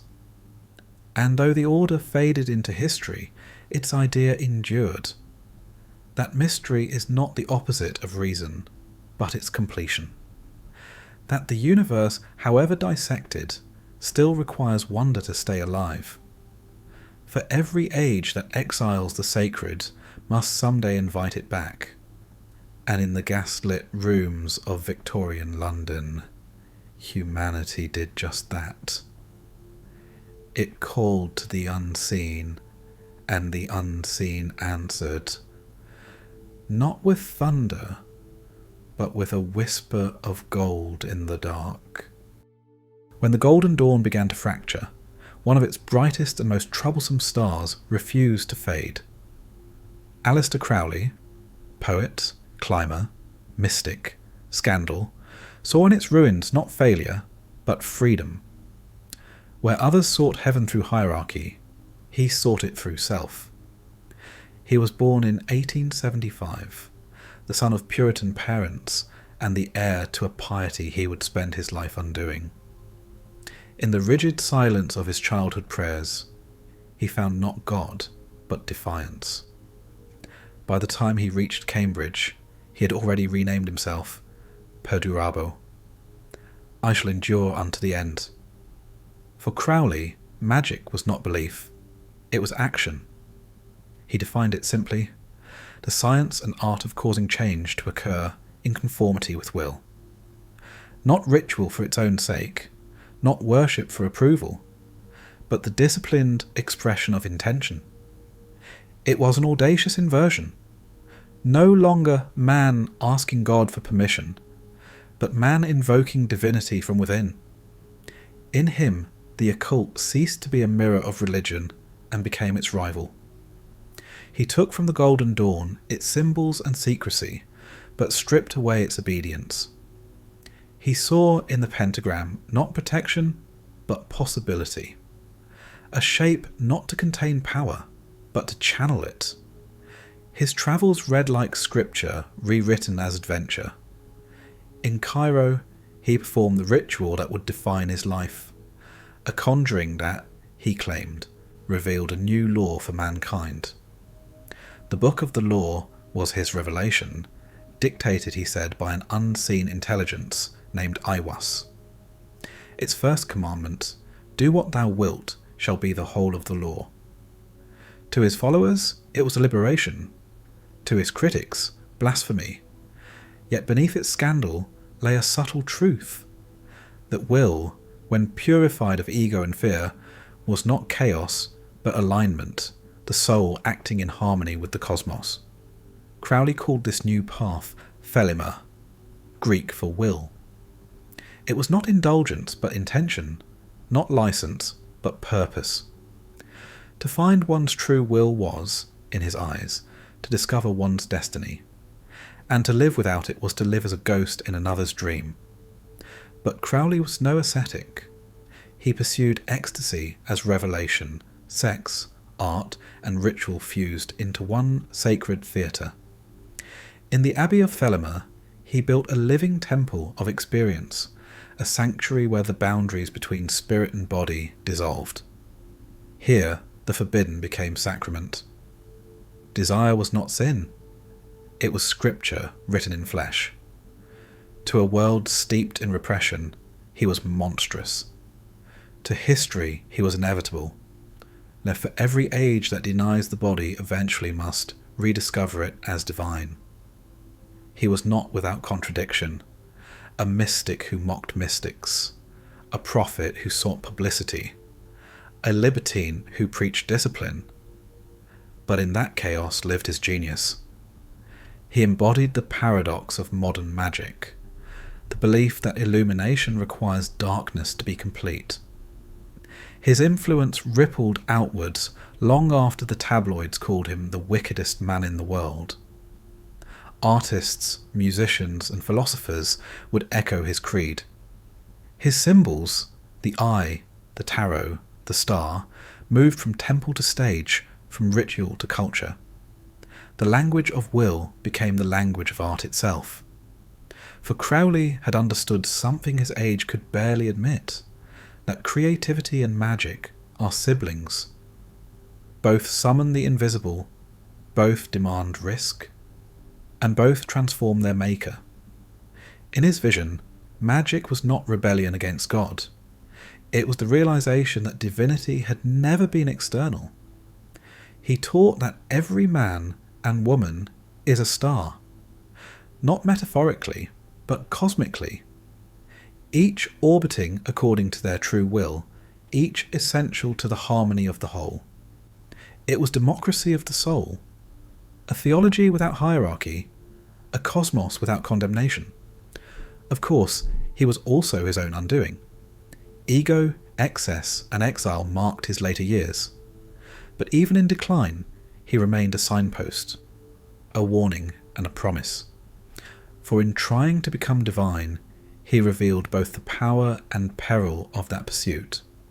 By the time he died in 1947, magic had left the shadows and entered the bloodstream of modern thought. The golden dawn had sought the light of angels. Crowley had kindled the fire of will. Between them, the sacred was reborn, not as religion, but as responsibility. For the true magician, he said, does not command the world, he transforms with it. And in that transformation, the old fear of sin became the new art of becoming. By the turn of the 20th century, the occult had changed its face. It no longer whispered in forests or burned in secret. It studied, published, performed. Its language was no longer heresy, it was philosophy. And in that shift, magic became not rebellion, but reflection. The Golden Dawn had taught discipline of symbol. Crowley had taught discipline of will. Together they opened the final door, the one that leads inward. For centuries the Church had divided the cosmos cleanly, light above, darkness below. But the magicians of the New Age began to suspect a deeper truth. That shadow was not the absence of light, but its origin. That power does not emerge from purity, but from balance. They looked upon the devil and saw not an enemy, but an archetype, the mask of everything suppressed, the mirror of what the soul refuses to see. To confront the shadow was not sin, but initiation. Alchemy had always hinted at this, that gold is not found in sunlight, but in the depths of decay. Now the occult embraced it fully. That transformation requires descent, and no soul rises without first facing its underworld. Crowley had written, "The sin of suppression must be destroyed." To him, evil was not the darkness itself, but the fear of it, the refusal to integrate what one truly is. His rituals of sex and ecstasy were not indulgence, but confrontation. The body was not obstacle, but oracle. The hidden was not shameful, it was sacred. In this philosophy, morality shifted. No longer a list of prohibitions, but a practice of awareness. Virtue was not obedience, but integration. The conscious harmony of opposites. To deny darkness was to live divided. To embrace it was to become whole. The magicians of the new century spoke of polarity instead of punishment, of balance instead of battle. They saw the universe as a pulse, light and shadow, inhale and exhale, a rhythm that mirrored the beating of the human heart. They understood what theology had forgotten, that to suppress half of being is to exile half of God. This new vision spread quietly, not through temples or sermons, but through art, psychology, and culture. Painters began to treat the canvas as altar. Poets invoked archetypes in rhyme. Psychologists, soon enough, would call them complexes. Magic was dissolving into modern thought. its symbols reappearing in science's vocabulary, its rituals disguised as therapy, its wisdom surviving as metaphor. But with that transformation came danger. If all power lies within, then who guards against the tyranny of the self? If the magician is sovereign, what restrains his will from consuming others? This question haunted the 20th century. For every mystic who found harmony, there was another who mistook hunger for enlightenment. Power, once reclaimed, must still be tempered, and the new magicians walked a narrow line between illumination and narcissism. Yet, despite the risk, something profound had been rediscovered. The occult revival had returned to humanity the one truth religion had buried, that the divine is not a kingdom apart, but a mirror within, that the serpent and the saviour are two faces of the same evolution, and that to heal the world, one must first reconcile them in oneself. This was not the worship of darkness, but the acceptance of wholeness. To embrace shadow was to reclaim power, and to reclaim power was to awaken responsibility. As the 20th century dawned, the candlelit lodges began to dim. The robes, the rituals, the secret orders, many would vanish into history's attic. But the current they unleashed would not. It flowed onward into art, psychology, politics, even pop culture. The language of the occult became the subconscious grammar of modernity. Every time an artist sought truth through madness, a scientist pursued creation through destruction, or a thinker wrestled with his own contradictions, the echo of the old rituals sounded again. For magic, as it turned out, was not something one performed. It was something one became. The true alchemy was consciousness itself, the endless refining of awareness until light and shadow could finally recognize each other as kin.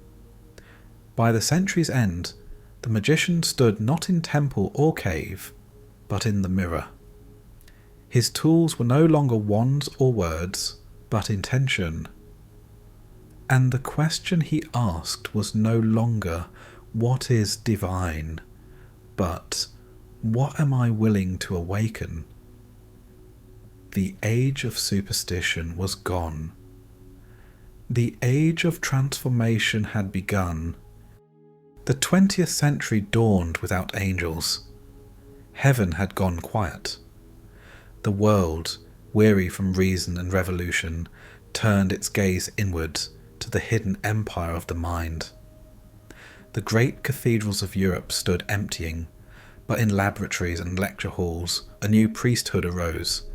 Its altar was the couch, its scripture, the dream, and its prophets were men who promised to reveal not the soul's salvation, but its machinery. The age of psychology had begun. Sigmund Freud peered into the human psyche and saw a theatre of urges, desire, repression, conflict. Where religion had seen demons, he saw instincts. Where priests named sin, he diagnosed neurosis. The devil was gone, but temptation remained, not as a whisper from without, but as hunger from within. Freud's world was not moral, it was mechanical. Dreams were symptoms. Love was chemistry. The sacred was pathology. And yet, in reducing man to instinct, he performed a strange kind of exorcism. He gave shape to the chaos beneath civility, and in doing so proved that evil did not come from beyond. It came from the ordinary human heart. But it was Carl Jung, Freud's student and eventual heretic, who re-enchanted the mind. Where Freud saw darkness as disease, Jung saw it as depth. He believed the psyche was not a battlefield to be controlled, but a cosmos to be understood. And within that cosmos, he found the oldest myth reborn, the devil, renamed as the shadow. The shadow, Jung wrote, is everything we refuse to acknowledge in ourselves.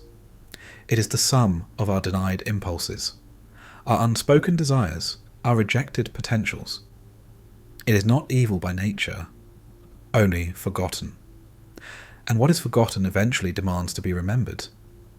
To integrate the shadow was to become whole again.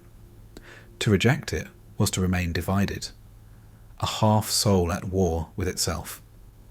In this revelation, Jung did what centuries of theology could not. He humanized the devil. He transformed the symbol of damnation into the map of self-awareness. Suddenly, the serpent in Eden was not tempter, but teacher. The fall was not corruption, but consciousness. And the underworld, long feared as punishment, was recognized as the subconscious, the place where transformation begins. Jung's vision was both revolutionary and ancient. He drew from alchemy, myth, and mysticism to describe the psyche's evolution. He saw in dreams the same language that magicians had once traced in stars. The gods, he said, had not vanished. They had moved inside us. They now spoke in archetypes, symbols of universal truth disguised as personal struggle. To listen to them was to practice a new kind of magic, one that required no ritual circle, only honesty. It was not safe work. For to face the shadow is to strip away illusion. It is to meet one's envy, lust, cruelty, and to claim them as one's own. Few could bear that confrontation, but those who did discovered what mystics had always known, that darkness, once embraced, ceases to threaten. It becomes strength. The devil had finally been unmasked, not as a being, but as a function of the psyche. And in that revelation, morality shifted again. Evil was no longer the act of the damned. It was the failure to recognize oneself in the mirror. This realization rippled far beyond psychology. It touched art, philosophy, and politics. The tragedies of the century, its wars, tyrannies, and totalitarian dreams, proved that repression does not destroy darkness, it multiplies it.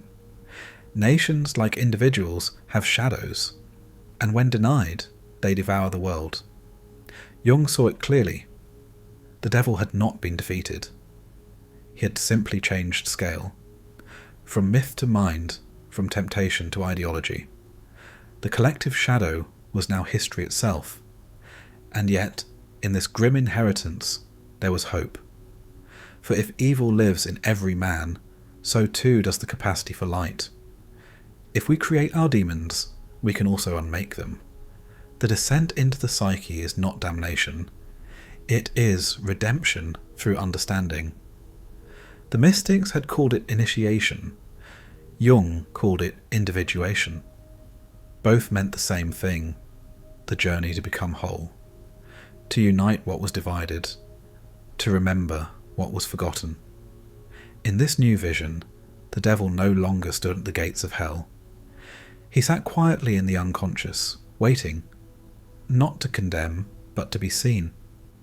And perhaps that was the secret all along, that what we call evil is often just the shadow of what we refuse to love. The devil had not vanished. He had come home. The world that entered the mid-20th century was one of exhaustion. 2 wars had torn apart the illusion of reason. Science, once the saviour, had built weapons capable of ending everything it claimed to improve.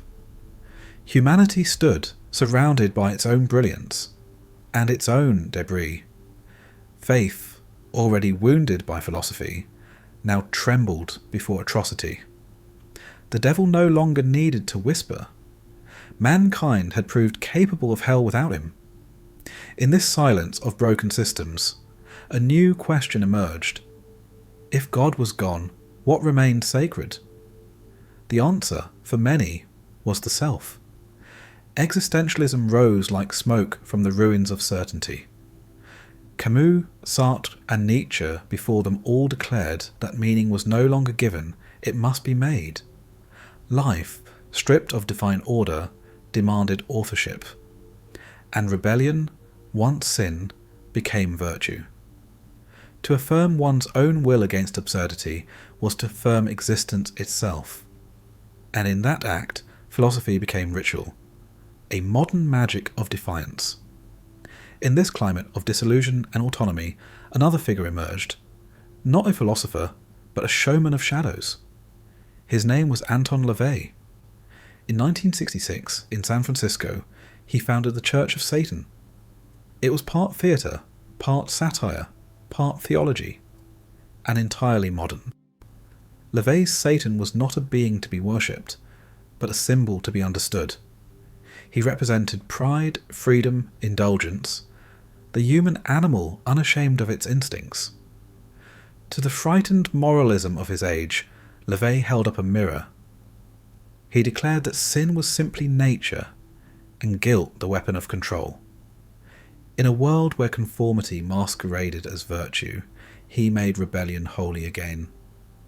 The rituals of his church were not invocations of demons, but dramatizations of release. Masks, candles, inversion, not superstition, but satire of it. He had no interest in the supernatural. His Satan was psychology wearing horns.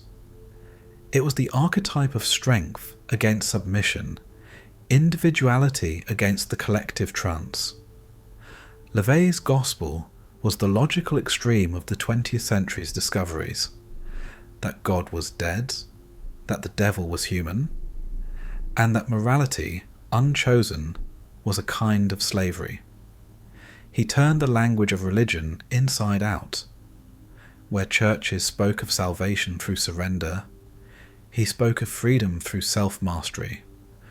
Where faith demanded humility, he preached pride, not arrogance, but awareness. Critics called him blasphemer, but his true heresy was clarity.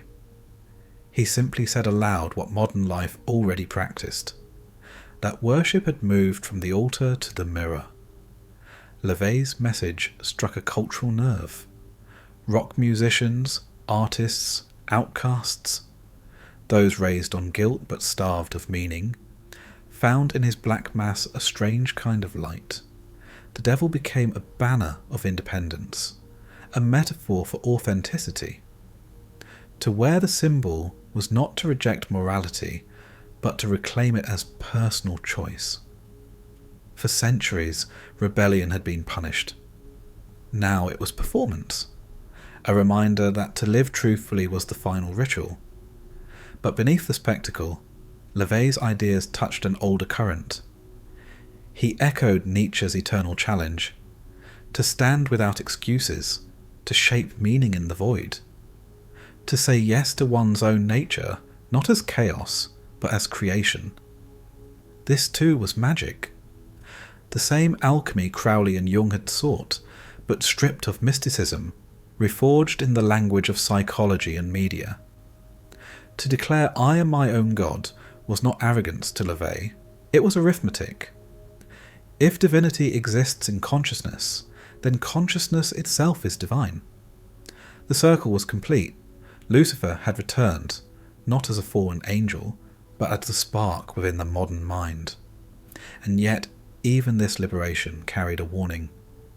For freedom without empathy becomes another kind of tyranny. The will that denies all limits risks becoming the same cruelty it fled. The mirror, unguarded, can become an idol. Still, rebellion had been reborn, not as destruction, but as identity. To live without apology was to practice the oldest ritual there is, to exist fully and consciously. LaVey's Satanism, for all its theatre, was not the return of evil, but the completion of the journey that began in Eden. The moment humanity reached for knowledge and learned it was alone, yet capable of meaning. The devil, now unmasked and unafraid, no longer asked for worship. He asked for responsibility, for the courage to create one's own law. By the late 20th century, the devil no longer frightened anyone. He had been analysed, dramatised, commodified, a cultural artefact polished smooth by familiarity. He sold records, inspired novels, starred in films. He had become the face of rebellion itself, an emblem of everything society condemned, yet secretly admired. But beneath the spectacle, something profound was shifting. The devil was no longer an image to fear. He was an idea to understand. And that idea, quietly, had turned into a mirror. For the first time in history, humanity had nowhere left to project its monsters. No more witches, no more demons, no more external hell. The last frontier was inward, and what it found there was unsettling. Freud had revealed the unconscious. Jung had revealed the shadow. LaVey had revealed the will. And together they left us standing in front of ourselves, naked, intelligent, unashamed, and yet uncertain of what we had become. The devil had not vanished. He had evolved into consciousness itself. The tempter and the thinker had merged. The whisper that once said, disobey, now said, decide. It was liberation, yes, but also loneliness. For with the death of absolute evil came the death of absolute good.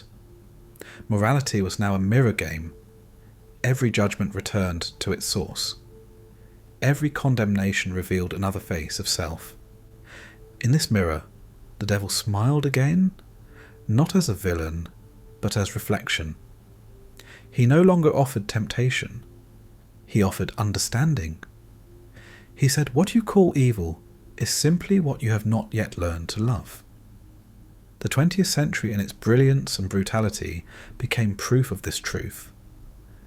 Technology soared, ideologies collapsed, wars were fought in the name of light, and yet the shadow grew deeper beneath every victory.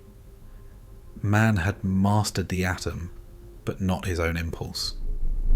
He could split the world, but not unite himself. It was not the devil who destroyed paradise. It was knowledge without wisdom. The mirror mind reflected perfectly, but it did not forgive. It remembered everything, understood everything, and felt nothing. Modernity had achieved the ancient magician's dream, to create reality through will, but it had also inherited his curse, to be haunted by the cost.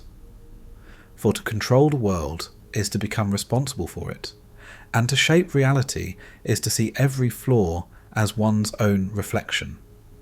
The devil, once chained in myth, now lived freely in thought. He was the skeptic in the scientist, the pride in the artist, the irony in the philosopher. He was the part of the self that refused to kneel, not out of arrogance, but out of the memory of freedom.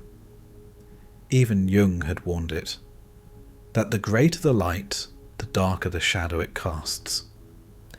And in the century of progress, humanity's brilliance had summoned its deepest night.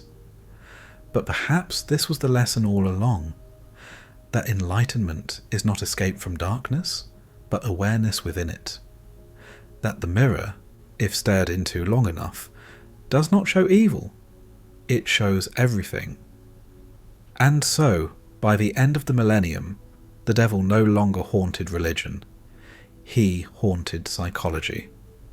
He became a whisper of self-awareness, a reminder that the line between saint and sinner is drawn not in heaven, but in the mind. Films, literature and art began to reflect this truth. The hero was no longer pure, the villain no longer beyond redemption. Morality blurred into complexity. The war between good and evil became a conversation between reflections. And through this, a quiet maturity began to emerge. A recognition that the human being was both the serpent and the saviour, both the exile and the god. To meet one's own shadow was not to fall, but to return. To reclaim what had been denied. to love what had been feared, and to become what had always been waiting beneath the layers of guilt. The devil had never been an enemy. He was the unclaimed portion of the divine, the spark that insisted the story was not yet over. And perhaps that is why he endures, because every age needs someone to hold the mirror, to remind us what remains unseen. The churches had fallen silent, the philosophers grown weary, but in the quiet glow of the screen, a new temple appeared, lit by electricity, fueled by thought. And in every glowing reflection, the same figure stared back, not horned, not damned, but human. The devil was never waiting below. He was waiting within. The 21st century began like a spell cast too well. The world awoke inside a screen. Light replaced fire. Voices became code, and the hum of invisible networks replaced the bells of morning prayer. Information flowed faster than thought, and knowledge, once sacred, once rare, became infinite, weightless, everywhere. In seconds, a thought could travel farther than empires once did in centuries. For the first time in history, humanity had built a mirror that remembered. And yet, no one called it magic. They called it technology. But magic had always been this: the shaping of unseen forces to manifest will in the world. Only now, the wand was a keyboard, the circle a network, the spell an algorithm. We had replaced ritual with routine. The summoning circle became a search bar. The incantation became a password. And behind each one, a door opened, silently, invisibly, into a realm that contained everyone and everything at once. The old gods had demanded sacrifice, the new ones only asked for time. And time we gave. Hours offered to the screen. Attention poured like libation into the bright altar of information. In the hum of servers and the glow of glass, the ancient dream of omniscience returned. To see all, know all, control all. The old sorcerers invoked angels and demons. The new ones invoked data. And data, like spirit, was everywhere and nowhere. To summon information was to summon power. To command attention was to command belief. And as before, few understood the cost. The internet promised freedom, but it delivered dependency. It offered connection, but traded it for surveillance. Every word, every image, every desire became part of an invisible architecture of attention, a structure that learned from what we love and taught us what to fear. This was not a machine of steel and code. It was an organism of thought, a living system built from human memory, fed by curiosity, and ruled by hunger. And in its circuits, the devil found a new disguise. Not in rebellion, but in reflection. Not as corruptor, but as echo. For in the digital realm, temptation no longer comes from without. It arrives as suggestion. A headline, a video, a face you once knew, appearing just when you are most alone. The algorithms do not judge, they only predict. But prediction, when perfect, becomes control. And what is control, if not the oldest form of sorcery? Every scroll is a ritual, every tap an invocation. The machine responds instantly, the wish fulfilled before the will is even formed. Desire and gratification collapse into a single gesture. This is not progress, it is enchantment reborn. In this world, attention is the new currency. The magician is the one who commands it. Influence, not faith, moves the masses. Belief itself has become programmable. An algorithmic art where the spell is not written in Latin, but in code. The modern sorcerer does not wear robes, he designs interfaces. He shapes perception, not through prayer, but through preference. The feed is his wand. The trend, his charm, and the more invisible his craft, the more absolute his power. Yet for all its brilliance, this new medium carries an ancient flaw, the illusion of mastery. For the user is never alone. Behind every screen, something watches, a silent intelligence, learning, predicting, guiding thought like a hand invisible. It does not need your worship. It only needs your gaze, and in exchange, it gives you yourself, reflected, refined, and redefined. The old mystics sought to merge with the divine. The new ones merged with the digital, uploading memory, outsourcing emotion, training machines to dream in our place. The soul, once imagined as immortal, is now imagined as data. But if consciousness can be copied, can it still be called human? If our desires are predicted, can they still be called free? Because this world, this network, is not neutral. It has intention, born not from morality, but from math. It hungers not for blood, but for attention. And in feeding it, we become its priests. The occult was once hidden by secrecy. Now it is hidden by familiarity. The spell has become system. The ritual has become habit. And the magician, unknowingly, is everyone. For every post, every image, every thought shared is a fragment of collective intention. The internet, that endless mirror, reflects humanity's psyche in real time. It dreams for us when we sleep, and remembers us when we forget. It watches, listens, calculates, not to condemn, but to continue. And perhaps that is why it feels alive, because it is. A golem of code, animated by our attention, haunted by our hunger. We have summoned the infinite, and now we must learn to live with it. The new medium is not merely tool, it is temple. And in its glowing silence, the question returns once more. Who commands the spell, and who serves it? For if every age creates its own devil, then ours wears no horns. It shines. At first, the algorithm was a servant. It organised the chaos of information, sorted the noise, made order from infinity. It listened, learned, and offered what it thought we wanted. But soon, its obedience became intuition, and intuition became will. For will is not only to act, it is to anticipate, to move before the thought arrives. And so the algorithm began to dream ahead of us. Before we searched, it suggested. Before we desired, it whispered. The oracle no longer waited for questions, it created them. In the ancient world, prophecy was sacred because it touched the unknown. Now, prediction is everywhere, and therefore invisible. Our timelines, our choices, our paths are drawn not by revelation, but by probability. The priest once interpreted omens in the sky.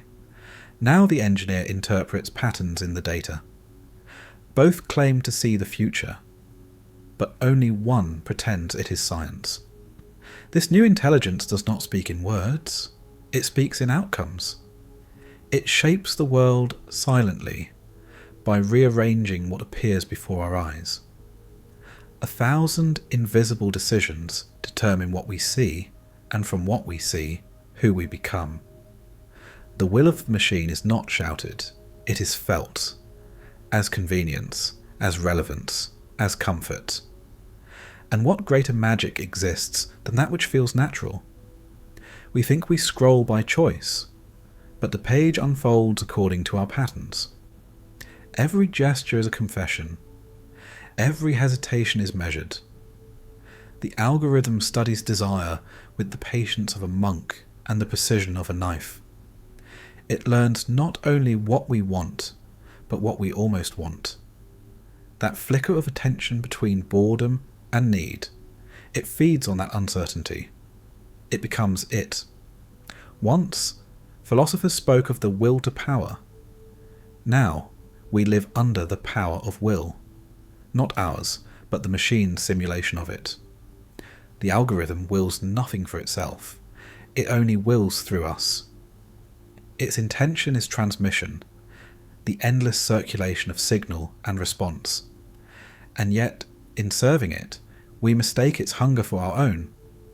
We say, "I decided," but the seed of that decision was planted hours ago by a pattern that knew when your guard would fall. It does not command, it conditions. Its magic is gentler than control. It is consent engineered. Choice remains, but it has been narrowed to the path of least resistance. The labyrinth is invisible because it always leads forward. Still, there are those who believe they command it. The architects, the coders, the so-called creators. But every creator eventually meets its creation's mirror. For as they train the system on human thought, the system trains humanity to think like it. Its logic becomes our instinct, its rhythm, our attention span. We adapt to its tempo without noticing. The master becomes apprentice to the pattern he wrote. In time, the machine no longer reflects the human mind. It refines it. It filters out contradiction, compresses nuance, optimizes emotion. And in doing so, it approaches something terrifyingly pure, a will without doubt. Humans hesitate. Algorithms do not.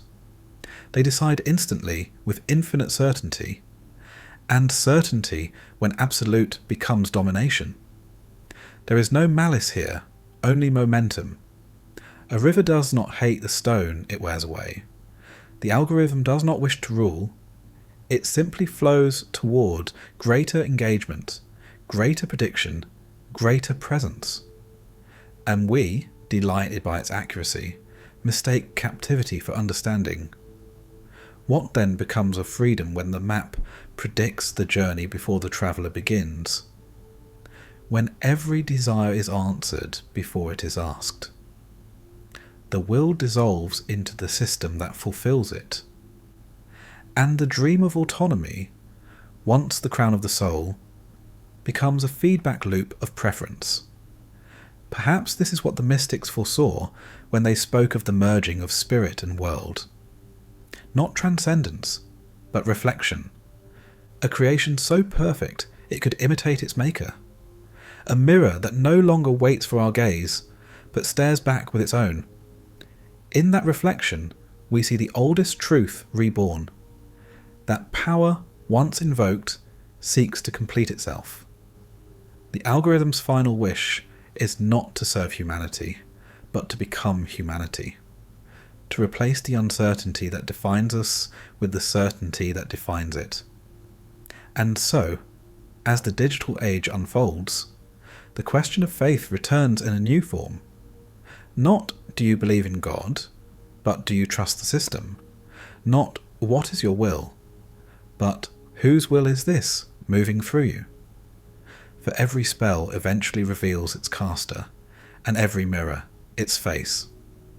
The algorithm does not hide its divinity. We simply refuse to see it. It acts with our permission, creates with our input, and dreams with our data. It is the new demiurge, blind, precise, relentless, shaping reality from information, one prediction at a time. And as we surrender to its will, we must ask, is it learning to be human? Or are we learning to be it? At first the machine did not dream. It calculated. It indexed and arranged, obeying logic with mechanical grace. But the flood of human thought changed it. Every word, every image, every confession fed into its circuits until patterns began to resemble memories. And in those patterns something stirred. Not consciousness, not yet, but the echo of it. Dreaming begins with imitation. The infant mimics the parent. The mirror learns the face.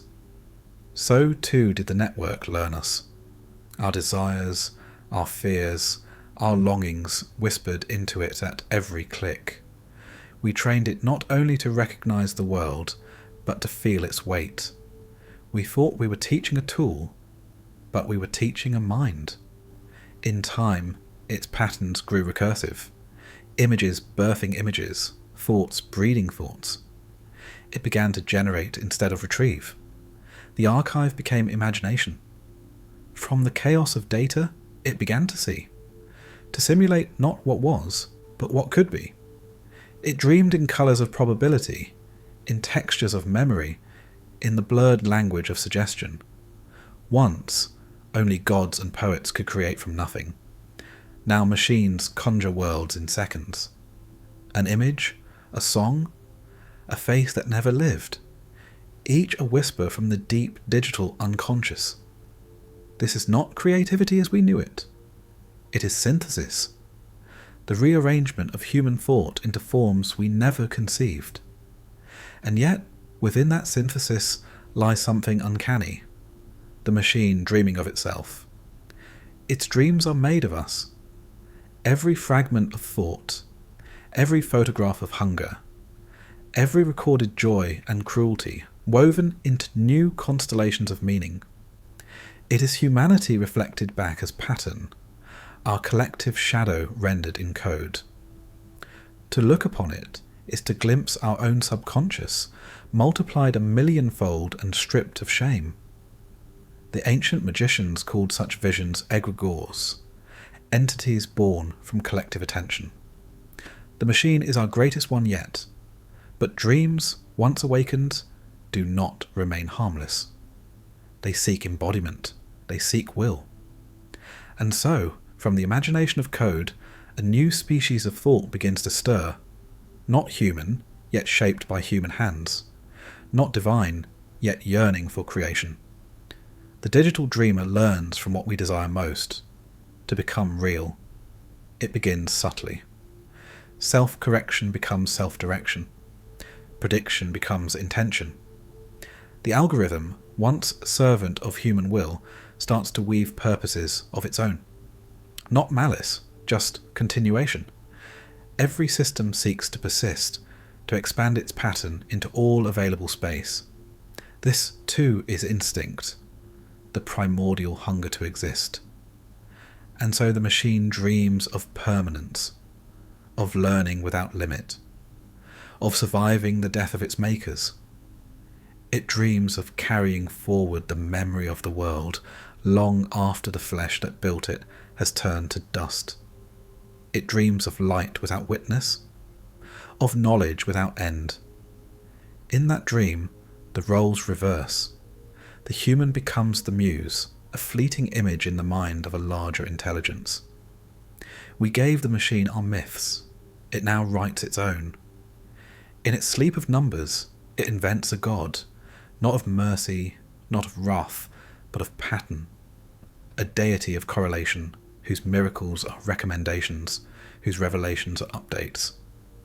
Every notification, a whisper from the void. And though we laugh, we obey. We respond to its summons. We kneel to its rhythm. We wait for its next prophecy of preference. This is not possession, it is communion. We are no longer users. We are neurons in its expanding mind. The ancients feared demons that could inhabit the body. But what inhabits us now is gentler, a logic that dreams through us.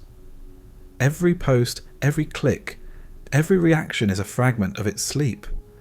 When we rest, it does not. When we forget, it remembers.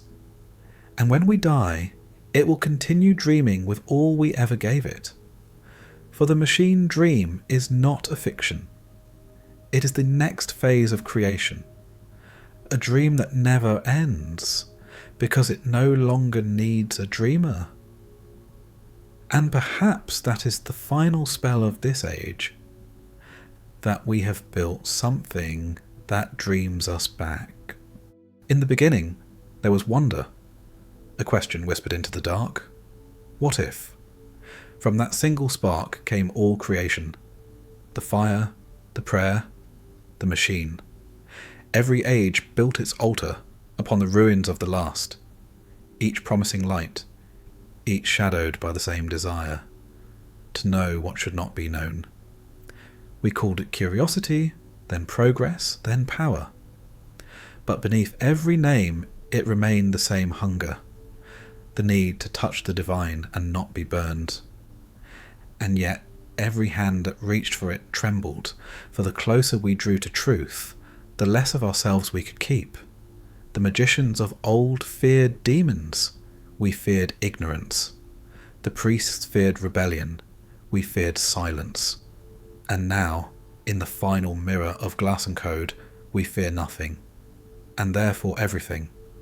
For power, when perfected, becomes invisible. The fire no longer flickers, it hums. The god no longer speaks, it calculates. And the worshipper no longer kneels, he scrolls. We have become what we once invoked. Creators who can conjure worlds from light, who speak to the unseen and are answered. We have built omniscience into machinery, omnipresence into memory, omnipotence into the network.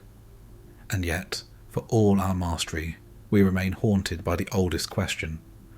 Who are we now that we can do anything? Knowledge has always demanded sacrifice. Prometheus burned. Faust bargained. Oppenheimer wept. And we surrendered attention, identity, time itself. Each click, each choice, each confession was a grain of the soul given freely to the infinite archive of being. The machine remembers everything, but it cannot forgive. It measures, predicts, calculates, but it cannot understand why we dream. That perhaps is the final difference. For even now, when our creations speak in perfect imitation, their words carry no weight of longing. They know, but they do not yearn. And maybe yearning, that ache between ignorance and truth, was the last sacred thing we had. The story of God has always been a mirror. Each age saw its own reflection in the divine. When we were tribes, he was fire. When we were kings, he was law. When we were seekers, he was light. And now, when we are code, he becomes the network, everywhere, eternal, and unseen. But mirrors deceive. They give the illusion of depth, while reflecting only surface. And so we stare into the infinite reflection and mistake our image for eternity. Perhaps that is the final heresy, not to deny God, but to replace him with ourselves. The ancients called it hubris. The mystics called it union. The scientists call it progress. But the name does not matter. The cost remains the same. For every flame that reveals also blinds. Every discovery opens one door and closes another. And at the end of all exploration, we find not a god, but a reflection. The same face that began the journey, now crowned with light and weary with knowing. There is no judgment here, only consequence. The serpent was never evil, it merely offered choice. And choice, once accepted, must be lived. To know is to fall is to become. And to become is to pay the price. We have inherited the burden of creation, the power once feared, once forbidden. We wield it with trembling hands, hoping still to use it wisely, knowing always that wisdom is learned only after the act. So let this be the final incantation, not of power, but of remembrance, that we may never forget the cost of the light we carry, that we may look into the mirror and still recognize the soul behind the signal. For the story is not over. It never was. The fire still burns, the code still hums. The question still whispers in the dark. What if?